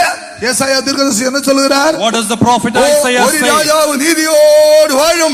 ஒரு ராஜா நீதியோடு அரசாளுவார். Behold, a king will reign in righteousness. അവന്റെ പ്രഭുക്കന്മാർ ന്യായത്തോട് അധികാരം നടത്തും. அவருடைய பிரபுக்கள் நியாயத்தோடு நியாயம் தீர்ப்பார்கள். His kings will judge അവന്റെ justly. പ്രഭുക്കന്മാർ ഞാനും നിങ്ങളുമാണ് പ്രിയപ്പെട്ടവരെ. அருமையானவருடைய பிரபுக்கள் நானும் நீங்களும் தான். Oh, dear children of God, his kings are you and me. രാജാവ് നമ്മുടെ യേശുവാണ്. அந்த ராஜா நம்முடைய இயேசு. That king is our Lord and Savior Jesus Christ. യേശു രാജാവായി വാഴുവാൻ പോകുകയാണ്. இயேசு ராஜாவாய் வரப்போகிறார். Jesus is going to come as our king. യേശു രാജാവായി ഈ ഭൂമിയുടെ ഭരണസാരഥ്യം ഏറ്റെടുക്കാൻ പോകുകയാണ്. இயேசு ராஜாவாய் இந்த பூமியிலே ஆளுகை செய்ய போகிறார். Jesus is going to reign over this world as a king. എത്ര വലിയ സന്തോഷം നമുക്കുണ്ടായിരിക്കണം. எவ்வளவு பெரிய சந்தோஷம் நமக்கு உண்டாயிருக்க What வேண்டும். great joy we need നമ്മുടെ to have. നേതാവ് രാജാവാകാൻ പോകുന്നു. நம்முடைய இயேசு ராஜாவாய் மாறப் போகிறார். Our leader is going to become the king. എത്ര വലിയ സന്തോഷം നമുക്കുണ്ടായിരിക്കണം. எவ்வளவு பெரிய சந்தோஷம் நமக்கு இருக்க What வேண்டும். great joy we need to have. നമ്മൾ യേശു രാജാവാകാൻ പോകുന്നു. நம்முடைய இயேசு ராஜாவாய் மாறப் போகிறார். Our Jesus is going to become the king. എന്താണ് ദൈവത്തിന്റെ വചനം പറയുന്നത്? தேவனுடைய வசனம் என்ன சொல்கிறது? What does the word of the Lord say? കൈ തൊടാതെ ഒരു കല്ല് ആ പർവ്വതത്തിൽ നിന്ന് പറഞ്ഞു വരാൻ പോകുകയാണ്. இதோ ஒரு பேர்க்க கூடாத ஒரு கல் புரண்டு வரப்போகிறது. Behold, a stone which is touched by no hand is coming rolling down. ഒരു കയ്യും തൊടേണ്ട ആവശ്യമില്ല. அது ஒரு கையும் தொட வேண்டிய அவசியமே இல்லை. There is no need for any hand to touch that stone. സഹായം ആവശ്യമില്ല.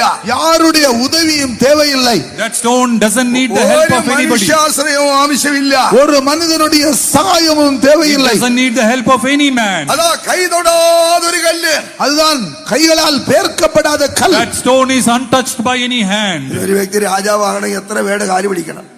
ஒரு மனிதன் இந்த உலகத்தில் ராஜாவாக வேண்டும் என்று எத்தனை பேருடைய காலை എത്ര പേര് കാല് പിടിച്ചാൽ അവർ സിംഹാസനത്തിലേക്ക് വരാനോ? எத்தனை பேருடைய காலை பிடித்தால் ஒரு A king has to beg with so many people to come to authority. ഒരു മുഖ്യമന്ത്രി ആകണമെങ്കിൽ ஒரு முதலமைச்சராக If a வேண்டும், chief minister has to ഒരു come, പ്രധാനമന്ത്രി ആകണമെങ്കിൽ ஒரு முக்கியமான மந்திரியாக Prime மாற Minister. வேண்டும், ആരുടെ എല്ലാം കൈസഹായം വേണം. யாருடைய உதவி எல்லாம் you அவர்களுக்கு need the help தேவைப்படுகிறது. of so many people. അതുകൊണ്ട് ഇലക്ഷൻ വരുമ്പോൾ പറയുന്നത് ഒരു കൈ ഞങ്ങളെ നോക്കണം, ഒരു കൈ സഹായിക്കുന്ന പറയത്തില്ല. ஆனால் எலெக்ஷன் வரும்போது சொல்ல, ஒரு கை எங்களுக்கு உதவி செய்யுங்க. So when the election comes, they say, please help us, please help us. സഹായത്തിന് ഇങ്ങനെ വരികയാണ് ഇലക്ഷനൊക്കെ ആകുമ്പോൾ. உதவிக்காக வருகிறார்கள்.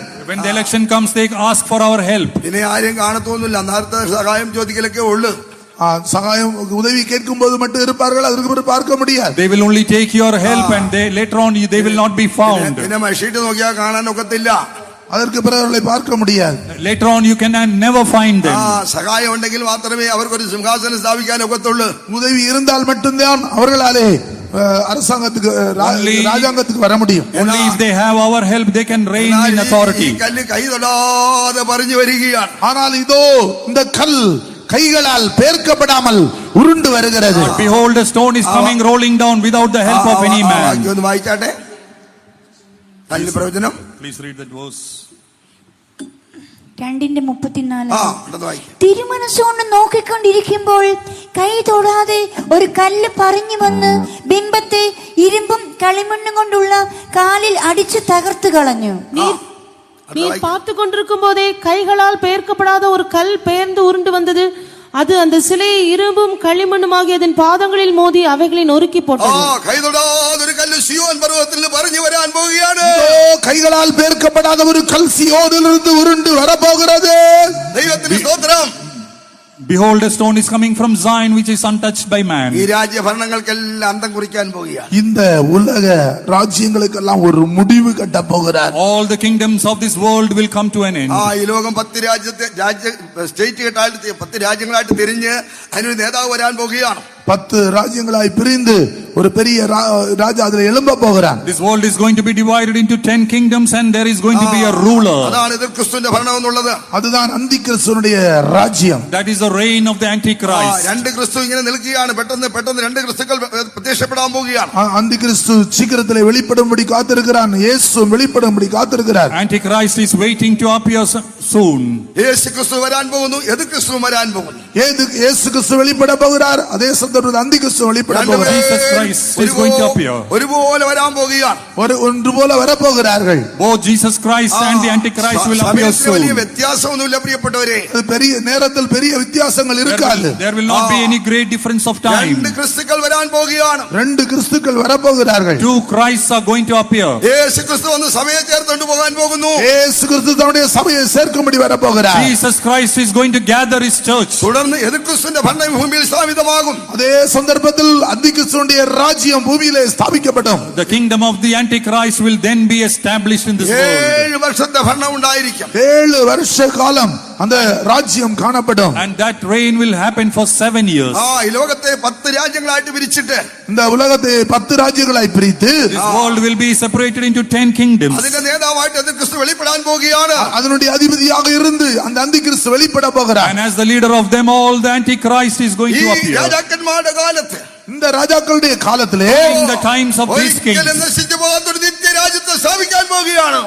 ஒருபோது அழிந்து போகாத ஒரு ராஜ்யத்தை ஸ்தாபிக்க இயேசு வரப்போகிறார். behold, a kingdom is going to be established which shall not perish. 1000 ആണ്ട് വാഴ്ചയ്ക്കായി യേശു വരാൻ പോകുന്നു. 1000 வருட அரசாட்சிக்காய் இயேசு வரப்போகிறார். For 1000-year millennial rule, Jesus is going to appear Yeshu soon. ഈ ഭൂമിയുടെ രാജാവാകാൻ പോവുകയാണ്. இயேசு இந்த பூமியிலே ராஜாதி ராஜாவாய் வரப்போகிறார். Jesus is coming into this world as a king of kings. അന്ന് നമ്മൾ അവനോടുകൂടി രണ്ടാമന്മാരായിരിക്കും. அன்று அவரோடு கூட நாம் இரண்டாவது கூட இருப்போம். And on that day we will be second in authority. Yeshu chief justice ആയിരിക്കും.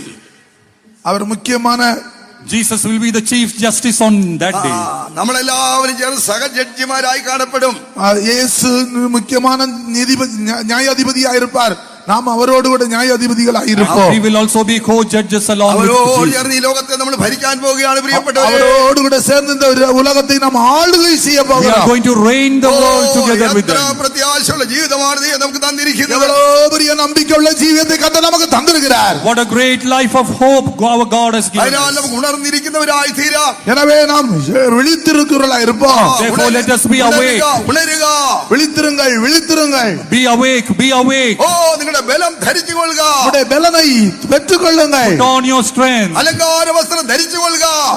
அலங்காரமான வஸ்திரத்தை தரித்துக் கொள்ளுங்கள். Put on your garments. നമ്മുടെ യേശുവിന്റെ വരവിന് നാട്ടിൽ നാം ഒരുങ്ങാൻ പ്രിയപ്പെട്ടവരെ. നമ്മുടെ യേശുവിന്റെ വരുകയ്ക്കായി നമ്മെ ആയത്തപ്പെടുത്തുவோமாக. Let us prepare ourselves for the coming of the Lord. നമുക്ക് നമ്മുടെ കണ്ണുകളെ അടയ്ക്കാം. ഇപ്പോൾ നമ്മുടെ കണ്ണുകളെ Now മൂടുவோம். shall we close our കണ്ണുകളെ eyes. അടച്ചാട്ടെ. മുഴങ്കാൽ പടിയിടുவோம். മുട്ടിന്മേൽ ഇരിപ്പാൻ കഴിയുന്നവരെല്ലാം മുട്ടിന്മേൽ ഇരുന്നാട്ടെ. മുഴങ്കാലിൽ இருக்க முடிந்தவர்கள் മുഴങ്കാലിൽ இருங்க. Let us be on our knees and close our eyes. ബലത്തെ ധരിക്കുന്നവരായി തീരാം. அந்த வல்லமையை தரித்துக் கொள்வர்களாய் Let us மாறுவோமாக. put on the ബലം strength. ധരിപ്പാനായിട്ട് ദൈവം നമ്മെ ഉണർത്തുവാൻ ആഗ്രഹിക്കുകയാണ്. பலன் தரித்துக் கொள்ளும்படியாக தேவன் நம்மை ഇവിടെ உணர்த்திக் கொண்டே വന്നിരിക്കുന്ന இருக்கிறார். ചെറിയവരെയും വലിയവരെയും എല്ലാം ഉണർത്താൻ ആഗ്രഹിക്കുകയാണ്. God wants to quicken everyone, small and big here. சிறியவர்களையும் பெரியவர்களையும் ஆண்டவர் உணர்த்துகிறார். ചെറിയവരുടെയും എല്ലാം വായിൽ നിന്ന് പുകഴ്ച വരുവാൻ പോവുകയാണ്. ஒரு பெரிய மகிமை நமக்கு வரப்போகிறது. There is a great glory that is going to come upon ഒരു you. വലിയ ഉണർവ് ദൈവം നമ്മുടെ മധ്യത്തിൽ അയക്കാൻ പോവുകയാണ്. நம்முடைய மத்தியிலே ஒரு பெரிய எழுப்புதலை தேவன் உருவாக்க There போகிறார். is a great revival God is wanting to send. വിശ്വസിപ്പാനായിട്ട് കഴിയുന്നുണ്ട്. எத்தனை பேர் அதை விசுவாசிக்கிறீர்கள்? How many of you ആ believe ഉണർവിനെ that? എത്ര പേർ ആഗ്രഹിക്കുന്നുണ്ട്? எத்தனை பேர் அந்த எழுப்புதலை வாஞ்சிக்கிறீர்கள்? How many of you desire that revival? എന്റെ ഉള്ള ഉണർത്തപ്പെടുന്ന എത്ര പേർ ആഗ്രഹിക്കുന്നുണ്ട്? என்னுடைய இருதயம் உணர்த்தப்பட வேண்டும் என்று எத்தனை பேர் How விரும்புகிறீர்கள்? many of you want your hearts and your soul to be revived? മസ്തമായി തങ്ങളുടെ കണ്ണുകളെ അടച്ചാട്ടെ. எல்லாரும் உண்மையாய் உங்களுடைய கண்களை Everybody truly close your eyes. ദൈവത്തിൽ തുറന്നാട്ടെ. இருதயத்தை தேவ சமூகத்தில் Open your hearts in the എല്ലാവരും presence വായ് of God. ദൈവത്തിൽ തുറന്നാട്ടെ. ഹല്ലേലൂയ. உங்களுடைய வாயும் கூட தேவ Open சமூகத்தில் your திறந்து mouth. பாருங்கள். ആരും മൗനമായിരിക്കരുത്. யாரும் மௌனமா இருக்க கூடாது. Don't be silent. സാത്താൻ നമ്മുടെ വായ് കെട്ടി വെക്കരുത്. சாத்தான் ஒருவருடைய வாயும் கட்டி வைக்க கூடாது. Let not Satan bind your mouth. எல்லாரும் தங்களுடைய வாயை விரிவாய் എല്ലാവരും പരിശുദ്ധാത്മാവിന് ഇടം കൊടുക്കുക. எல்லாரும் பரிசுத்தாவின் அபிஷேகம் കരങ്ങളെ for the Holy ചാൽവാൻ Spirit. സന്തോഷിക്കുക. கைகளை தட்டி தேவனுடைய சமூகத்திலே சந்தோஷப்படுங்கள். എല്ലാവരും കരങ്ങളെ ചാൽവാൻ സന്തോഷിക്കുക. சேர்ல உட்கார்ந்து கொண்டிருக்கிறவர்கள் താഴെ ഇരിക്കുന്ന എല്ലാവരും കരങ്ങളെ ചാൽവാൻ സന്തോഷിക്കുക. Clap your hands and be filled in the Spirit. ആരും മൗനമായിട്ടിരിക്കുക. എല്ലാവരും വായ് തുറന്നാട്ടെ. கீழே இருக்கிறவர்கள் சந்தோஷப்படுங்கள். ஒருவர் மௌனமாக இருக்கிறார். അന്യഭാഷകൾ your mouth. സംസാരിച്ചാട്ടെ. அந்நிய பாஷையிலே Speak பேசுங்கள். in tongues. എല്ലാവരും വായ് തുറന്നാട്ടെ. എല്ലാവരും വായ് തുറന്നാട്ടെ. எல்லாரும் தங்களுடைய வாயை விரிவாய் திறயுங்கள். Everybody open your mouth. യേശു വരാൻ പോകുന്നു പ്രിയപ്പെട്ടവരെ. இயேசு வரப்போகிறார். Jesus is coming യേശു വരാൻ quickly. പോകുന്നു. நம்முடைய இயேசு வரப்போகிறார். Jesus is നമുക്ക് coming വിളിച്ചു പറയാം. quickly. യേശു വെളിപ്പെടാൻ പോകുന്നു. நமக்காக அப்படி இயேசு வெளிப்பட போகிறார். Jesus is coming quickly for എല്ലാവരും വായ് us. തുറന്ന് കരങ്ങളെ അടിച്ച് ആത്മാവിൽ സന്തോഷിച്ചാട്ടെ. எல்லாரும் கரங்களை தட்டி கர்த்தருக்கு പരിശുദ്ധാത്മാവിനെ പ്രാർത്ഥിച്ച് ആത്മാവിൽ ബലപ്പെടാട്ടെ.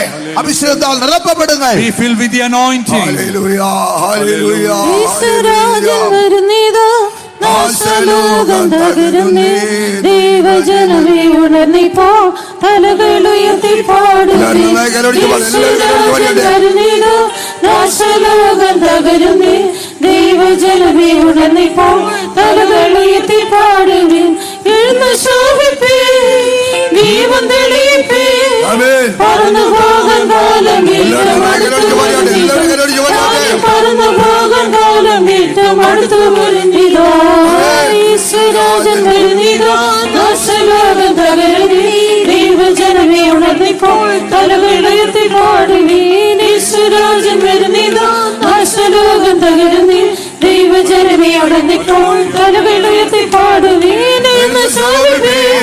ജീവൻ തെളിയിപ്പേ പറന്നു പോകാൻ കാലം ഏറ്റവും അടുത്തു വരുന്നിതാ പാനി പറന്നു പോകാൻ കാലം ഏറ്റവും അടുത്തു വരുന്നിതാ എഴുന്ന് ശോഭിപ്പേ ദൈവം തെളിയിപ്പേ പറന്നു പോകാൻ കാലം ഏറ്റവും അടുത്തു വരുന്നിതാ പാനി പറന്നു പോകാൻ കാലം ഏറ്റവും അടുത്തു വരുന്നിതാ എഴുന്ന് ശോഭിപ്പേ ദൈവം തെളിയിപ്പേ പറന്നു പോകാൻ കാലം ഏറ്റവും അടുത്തു വരുന്നിതാ പാനി പറന്നു പോകാൻ കാലം ഏറ്റവും അടുത്തു വരുന്നിതാ എഴുന്ന് ശോഭിപ്പേ ദൈവം തെളിയിപ്പേ പറന്നു പോകാൻ കാലം ഏറ്റവും അടുത്തു വരുന്നിതാ പാനി പറന്നു പോകാൻ കാലം ഏറ്റവും അടുത്തു വരുന്നിതാ പാനി പറന്നു പോകാൻ കാലം ഏറ്റവും അടുത്തു വരുന്നിതാ പാനി പറന്നു പോകാൻ കാലം ഏറ്റവും അടുത്തു വരുന്നിതാ പാനി പറന്നു പോകാൻ കാലം ഏറ്റവും അടുത്തു വരുന്നിതാ പാനി പറന്നു പോകാൻ കാലം ഏറ്റവും അടുത്തു വരുന്നിതാ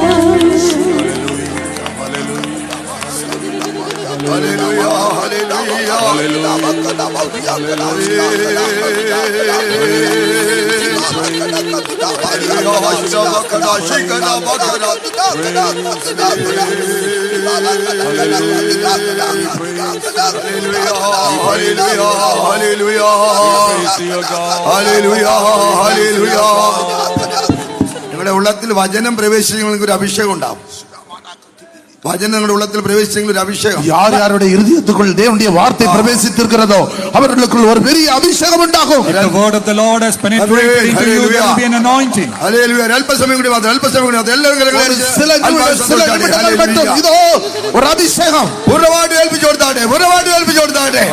முழுமையாய் உங்களை ஒப்பு கொடுத்து பாருங்கள். Submit yourself totally. ഹല്ലേലൂയ. ഓ ശിരാബകതുരാ ഖിരാകരാബകദാതുരാ. ഹല്ലേലൂയ. ഹല്ലേലൂയ. ഹല്ലേലൂയ.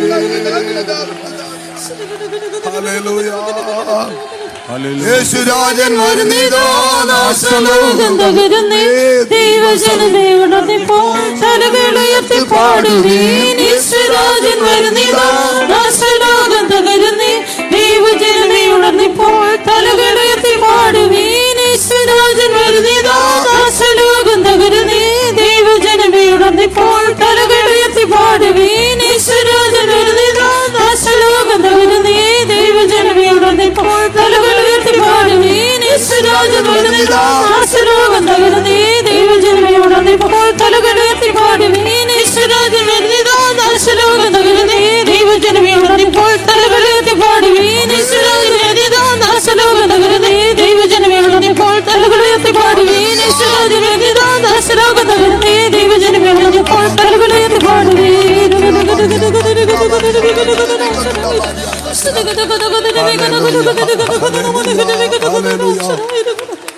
கர்த்ததாமே இந்த கூட்டத்தை முற்றிலுமாக பொறுப்படுத்தி தேவன் நடத்தி தந்தபடியினால் கர்த்தரை ஸ்தோத்திரம் பண்ணுவோம். യോഗത്തെ കർത്താവ് തന്നെ പൂർണ്ണമായി ഭാരം വഹിച്ച് അനുഗ്രഹിച്ചതിനായി ചേർന്ന് സ്തോത്രം ചെയ്യാം. ஸ்தோத்திரம் ஸ்தோத்திரம் ஸ்தோத்திரம் ஸ்தோத்திரம் ஸ்தோத்திரம் ஸ்தோத்திரம் ஸ்தோத்திரம். தேவ மகிமையை இறக்கி வியாதியஸ்தரை சுத்தப்படுத்தி മഹിമയിനാൽ കർത്തർ നിറപ്പിനപടിയാൽ സ്തോത്രം பண்ணுவோம். ദൈവ തേജസ് നമ്മുടെ മധ്യേ ഇറങ്ങി രോഗികളെ സൗഖ്യമാക്കി തേജസ്സാൽ നമ്മെ ഏവരെയും നിറച്ചതിനായി ചേർന്ന് സ്തോത്രം ചെയ്യാം. സ്തോത്രം സ്തോത്രം സ്തോത്രം സ്തോത്രം സ്തോത്രം സ്തോത്രം സ്തോത്രം സ്തോത്രം. നമ്മുടെ ദേവൻ എவ்வளவு வல்லமை உள்ளவர் என்ற ஒரு அருமையான சாட்சிகளை கேட்க கர்த்தர் நமக்கு உதவி செய்தபடியினால் ஸ்தோத்திரம் பண்ணுவோம். നമ്മുടെ ദൈവം എത്രയോ സർവശക്തനെന്ന് അറിയുവാൻ തക്കവണ്ണം ഒരു അത്ഭുതകരമായ ഒരു സാക്ഷ്യവും ദൈവം നമ്മെ കേൾപ്പിച്ചതിനായി ചേർന്ന് സ്തോത്രം ചെയ്യാം. ஸ்தோத்திரம் ஸ்தோத்திரம் ஸ்தோத்திரம் ஸ்தோத்திரம் ஸ்தோத்திரம் ஸ்தோத்திரம்.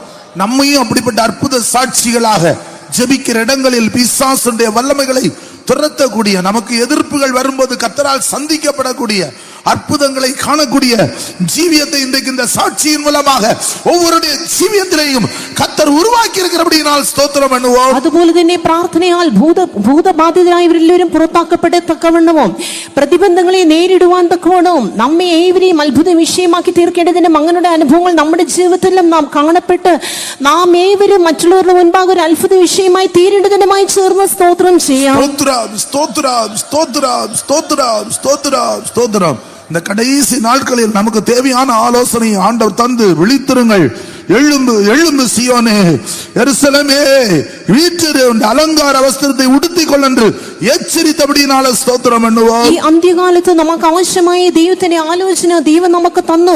ഉണർന്നിരിപ്പിൻ സിയോനെ, ഉണരുക ഉണരുക, നിന്റെ ബലം ധരിച്ചുകൊള്ളുക, യെരൂശലേമേ നിന്റെ അലങ്കാര വസ്ത്രം ധരിച്ചുകൊള്ളുക എന്നുള്ളതായി ദൈവത്തിന്റെ വചനം കൊണ്ട് ദൈവം നമ്മെ അനുഗ്രഹിച്ചതിനായി ചേർന്ന് സ്തോത്രം ചെയ്യാം. സ്തോത്രം സ്തോത്രം സ്തോത്രം സ്തോത്രം സ്തോത്രം സ്തോത്രം സ്തോത്രം സ്തോത്രം ஸ்தோத்திரம் ஸ்தோத்திரம் ஸ்தோத்திரம் ஸ்தோத்திரம் ஸ்தோத்திரம். தொடர்ந்து அந்த சந்தோஷத்தினுடைய பகுதியை ஆண்டவர் ஒவ்வொரு பகுதியாய் எப்படி நாம் பெற்றுக்கொள்ள வேண்டும் என்பதை, அந்த பலனை பெற்றுக்கொள்ள வேண்டும் என்பதை ஆண்டவர் பேசி நமக்காக வைத்திருக்கிற நித்திய சந்தோஷத்துக்குள் നമ്മെ നടത്തി കൊണ്ടുവന്നபடிയാൽ സ്തോത്രം பண்ணுவோம். തുടർന്നും ആ സന്തോഷത്തിന്റെ ആ ഭാഗത്തും എപ്രകാരം തുടർന്നു നാം ആ സന്തോഷം പ്രാപിച്ച് ആ നിത്യ ബലം, ആ നിത്യ സന്തോഷത്തിൽ എപ്രകാരം എത്തിച്ചേരണമെന്ന് ദൈവം നമ്മോട് ഇടപെട്ടതിനായി ചേർന്ന് സ്തോത്രം ചെയ്യാം. സ്തോത്രം സ്തോത്രം സ്തോത്രം സ്തോത്രം സ്തോത്രം. പിതാ കുമാരൻ പരിശുദ്ധാവിയാനവരെ സ്തോത്രം பண்ணுவோம். പിതാവുത്രൻ പരിശുദ്ധാത്മാവിനായി സ്തോത്രം ചെയ്യാം. ஸ்தோத்ரம் ஸ்தோத்ரம் ஸ்தோத்ரம் ஸ்தோத்ரம் ஸ்தோத்ரம். எங்களை அருமையாய் நேசிக்கிற நல்ல ஆண்டவரே, நன்றியோடு உம்மை துதிக்கிறோம், ஸ்தோத்திரிக்கிறோம். இன்று நாங்கள் அல்ல, நீரே எங்களை இங்க கொண்டு வந்தபடியினால் உம்மை கர்த்தாவே நன்றியோடு நாங்கள் துதிக்கிறோம் ஆண்டவரே. இந்த கடைசி நாட்களில் நாங்கள் என்ன செய்ய வேண்டும் என்பதை நீர் எங்களோடு பேசினீர், அதுக்காக ஸ்தோத்திரம் ஆண்டவரே. நாங்கள் விழித்திருக்க வேண்டிய ஒரு காலமாய், எழும்ப வேண்டிய ஒரு காலமாய் இருக்கும்படியாக இருக்க வேண்டும் என்று நீர் எங்களோடு பேசினீர். எங்களுக்கு எழும்ப ஒரு பலன் தேவையா இருக்கிறது. எங்கள் பாவத்தின் நிமித்தமாய் சந்தோஷத்தை இழந்து நாங்கள் பலவீனராய் போகக்கூடாது ஆண்டவரே. கர்த்தாவே பரிசுத்தாவியுடைய வல்லமை இழந்து பலவீனராய் போகக்கூடாது ஆண்டவரே. கர்த்தாவே எங்களுடைய பிரதிஷ்டையை இழந்து நாங்கள் பலவீனராய் போகக்கூடாது ஆண்டவரே. எங்களுக்கு தந்திருக்கிற ஆவிக்குரிய சந்தோஷத்தை நாங்கள் நிறைவாய் பெற்றுக்கொள்ள வேண்டும். அற்பகால சந்தோஷத்திற்காக நித்திய சந்தோஷத்தை இழந்து விடக்கூடாது ஆண்டவரே. சத்தியத்தினுடைய வெளிப்படுத்தல் கிடைத்த போது தேவ ஜனங்களோடு பாட அனுபவிக்கக்கூடிய ஒரு மனதை எங்களுக்கு தாரும் ஆண்டவரே.